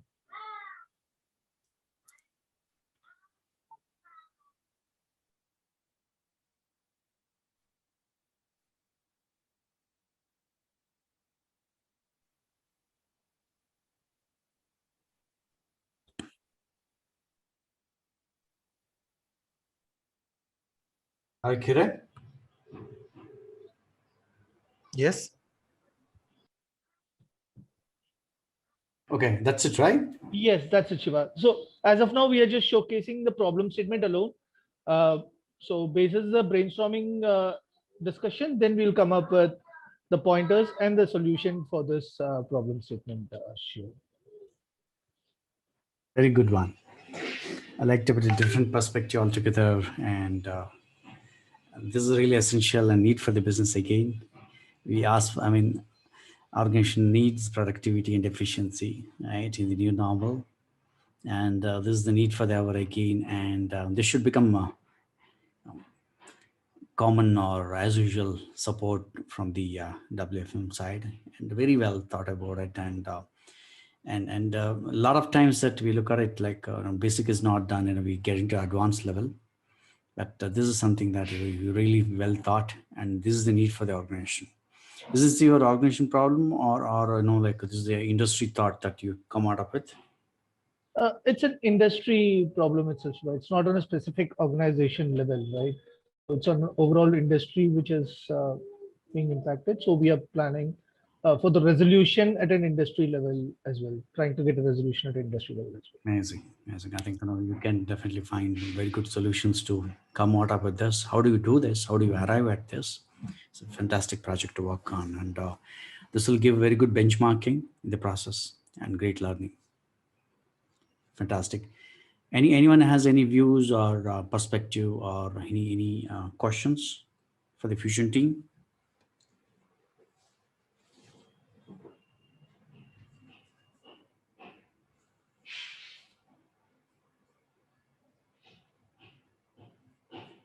Problem statement that we have gone through for the 60% of the overall business, which is the back office piece that we have. We are emphasizing, and we also in our day-to-day job, we have considered face these kind of issues there.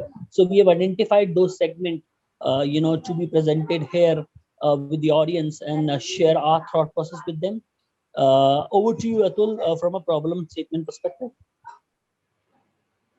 Sure, thanks. I hope you can hear me. Yes, we can hear you. Okay, thanks, great.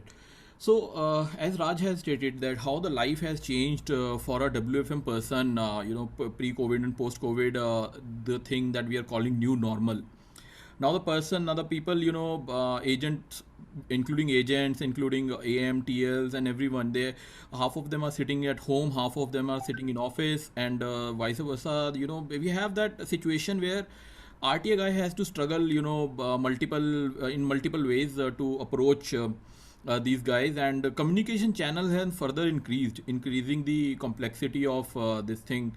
So we wanted to, and since the back office is a very big chunk of our business that we have, it usually gets lagged behind because of the real-time environment of voice being on the priority. So what we wanted to build a system where we can automate things for back office, and there should be minimal manual intervention, or probably without any manual intervention we can get our alerts and delivery mechanisms set, which can reach out to all the levels, including probably starting from the agent till process leader, who all can take benefit out of that particular tool, and they can get the information on the real time to understand what are they delivering and how are they performing on that. So in case they have to take some action there and then, they can do it. For voice, I understand there are multiple things that people are doing, but the back office is something that which we wanted to tap on, since it, as Raj said, it's a very big chunk now. So that is the problem statement one that we have in current situation. Parul, if you can explain the part 2 of this. So we are clubbing these two things and we will prepare a solution around it. So over to you, Parul. Sure. Thank you, Atul, and very good evening, everyone. So, adding to what Atul and Raj just explained, so the problem statement that we have all together as a team to work on is, the next step that we are thinking is, how do we can standardize the process which can help us track and enhance the productivity and basically the hygiene metrics, considering that now we have people working from home, so as people working from office, and with the government advisory which is coming every often, considering the this new pandemic, how we can capitalize that in a fashion which can standardize each and everything for the people who are effectively moving to work at home model, or people who are working from office as well. So that is something which is being very difficult for a RTA person when he is actually analyzing the situation and informing the operations and the other parties to keep them updated on what we are actually doing. So considering all these changes, because these changes are happening very rapidly, so this becomes a necessity for a RTM team that we really focus on this, which will help the delivery to keep a real focus on the productivity and hygiene metrics. That is something that we want to club with this. So over to you, Raj. So just to add one point, so putting together basically what we want to do, we want to tackle the combined challenge of effective real-time monitoring without manual intervention, and then tracking the productivity and enhancing it in the complex environment that we have, which has been brought up by this new normal. So this is what we are trying to tackle at the overall level. Raj, over to you.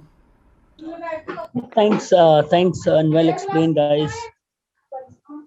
Thanks, well explained. Raj, yeah, I would like to add a couple of statement. So this is Ravi here. So our main goal is to the first is achieve the client target, and go beyond the client target to create a wow kind of situation for a client. So in order to do that, we wanted to build a the robust agent hygiene measuring system. That is one of it, and the program measuring system, program performance measuring system. In the back office, most of the the activity happens on the TAT, SLAs we have, and those will have to reach those SLAs. So program wise, what is the performance in the specific interval, and TL wise, further we can drill down to delivery, the site wise and all of the stuff we wanted to build, so that the delivery team, even from a client level also, they can measure every half an hour performance in the back office, and if there is any fine tuning is required, they will correct it immediately. Yeah, thanks, Ravish. Thanks. Yeah. Right. And sorry to interrupt, just I want to add one more thing on top of that. So here in back office, we are discussing about everyone has explained about the KPIs and everything. One more parameter is the compliance part. Like there are so many in back office, social media is one of the major line of business, and where employees are given access for all websites. So they get the free domain access. So in case in this situation, when we used to work from office, then the RTA people were there to track and to monitor whether they're using the any other site like YouTube or any other channel which they are not supposed to do this. But since they are working from home right now, so there is no one to track it, and that also become a problem for us, that whether they are spending actually on the work or on the other platform. So this is also one very critical problem for the in terms of the compliance. So that is also the part of our here the statement, that how to minimize or how to make it completely zero, that any kind of other activities are not these kind of activities are happening on.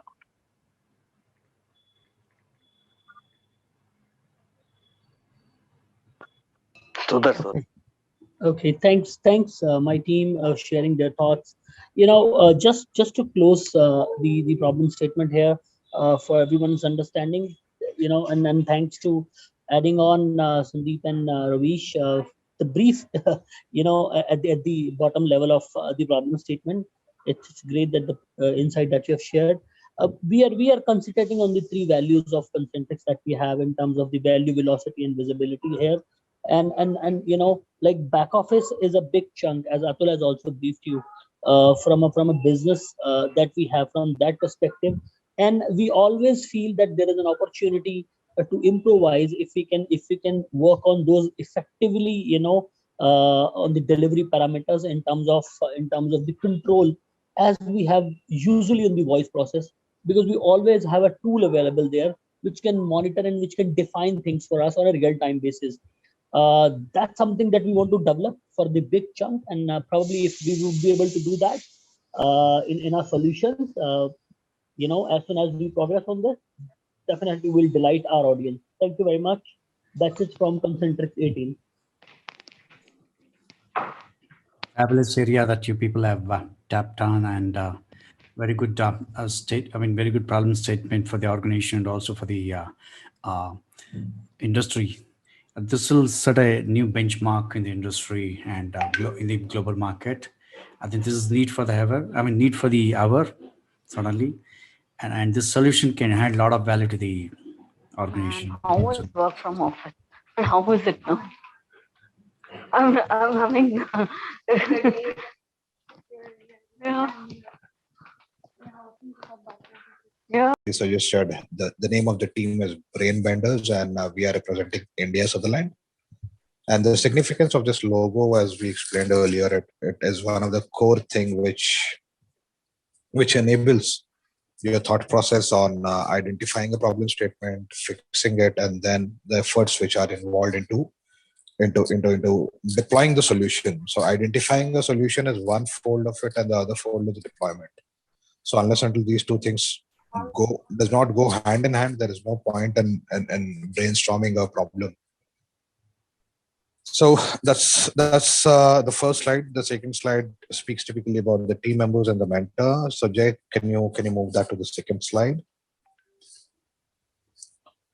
So we distributed the team into two key things. The first one is the protagonist and the players. The protagonist are the set of team members who are actually facing this problem, and we all together are trying to solve for this within the organization and through the hackathon as well.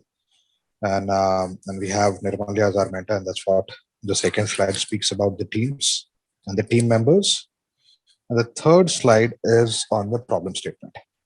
So the problem statement is very simple, straight, one line depiction. The first and foremost thing before we get on to the problem statement, I would like you to notice the small icon on the top right corner. It may look like a man wearing a hat, but again, it's not that. It's the tip of the iceberg. So when we started deep diving the issue, then only we understood that there are a lot of attributes which we have to fine tune, or maybe which we have to identify, locate, fix, figure out, and then only we are going to get out of this thing. So the problem statement over here is on increasing. How is it are we going to increase the scheduling efficiency index for the lower volume queues or maybe where the headcount is less, especially these small LOBs are are the golden eggs, being very honest with you, because those are small and premium queues. So the client will obviously pay you more. The expectations will be high, and even a small impact will lead to, I would say, disasters. So just to give you an example, so let's say that my abandon rate is like agreed abandon rate is like 2%, okay, and I'm experiencing 100 calls. So even if I abandon 2 calls, I'm just done. So how is it are we going to program? How is it are we going to, I would say, manage these kind of programs? Keep up with the client CSAT, keep up with the customers who calls the customer care for a solution. How is it are we going to make our people available for them? Uh, by making sure that we have well efficient schedules, and eventually you will follow with the findings, with the problem statement in detail, with numbers and all that, maybe in tomorrow's discussion. So this is what is our submission, Dr. Shiva, to I mean say to initiate the conversation tomorrow, maybe to present our context tomorrow. So Jay, Shri, Loga, is there anything I missed, or would you like something to be added over here? Nothing much, Ram. First and foremost, Dr. Shiva, thank you very much for kind of giving us this opportunity so that we can share and kind of give and take issues and learn issues and stepping up to the next level. And with regards to the problem statement, I think Ram was pretty clear and elaborate kind of thing, because we do have direct and indirect impacts of this, because maybe a penalty, maybe a customer satisfaction, a lot of things which can trigger if we not able to handle these forward because they're premium customers. Exactly, so and another thing is repeat calls is one of the bad practices into the call center, right? So and again, we have to ensure that we don't end up into repeat calls and having a spike in the volume. That's a spike which is artificially created, right? So if you fail to answer the calls, the customer will tend to call you back again. So those repeat calls are not good for the business, neither good for the contact center industry as well. So unless and until, this is pretty much generic problem across. So and the smaller the business, the difficult it's to handle, because the impact you can't recover. Yeah. So that was the problem statement. Yeah, in addition to the current pandemic, taking into consideration the current pandemic, the labor laws, a lot of constraints. Yeah, from a scheduling perspective, we have, right? And being more creative while you're creating your schedule, so that you increase your efficiency levels, scheduling efficiency levels index. So these are some of the things, as I told you, it's just the tip of the iceberg what we saw, and then later on when we start digging, now it goes deeper and deeper. So kindly, the statement says simple, but yeah, the solution is complex from the perspective of putting it, conceptualizing it, and getting it to a delivery state. Now, kind of, it involves some amount of back and forth calculations. So as again, the portion of your ideation, that is what is coming in over here now. So in fact, when we were like having a kind of brainstorm session with Nirmalya this afternoon, and the entire team was like coming up with a lot more creative ideas when we started deep diving this problem statement. So though it looks like a 2-line statement, but again, when we started discussing it, I'm pretty sure this entire discussion went for 3 long hours without a gap or without a pause. So I'm pretty sure you will be having some more good data points to look into in our tomorrow's presentation. But at this point in time, we just want this problem statement to be submitted to you on your table from our end. There is a challenge in the contact center to achieve the service level, and it becomes very difficult at times to manage the workload, satisfy the customer, satisfy the agent needs and the company needs. So that's what we are trying to brainstorm. Okay.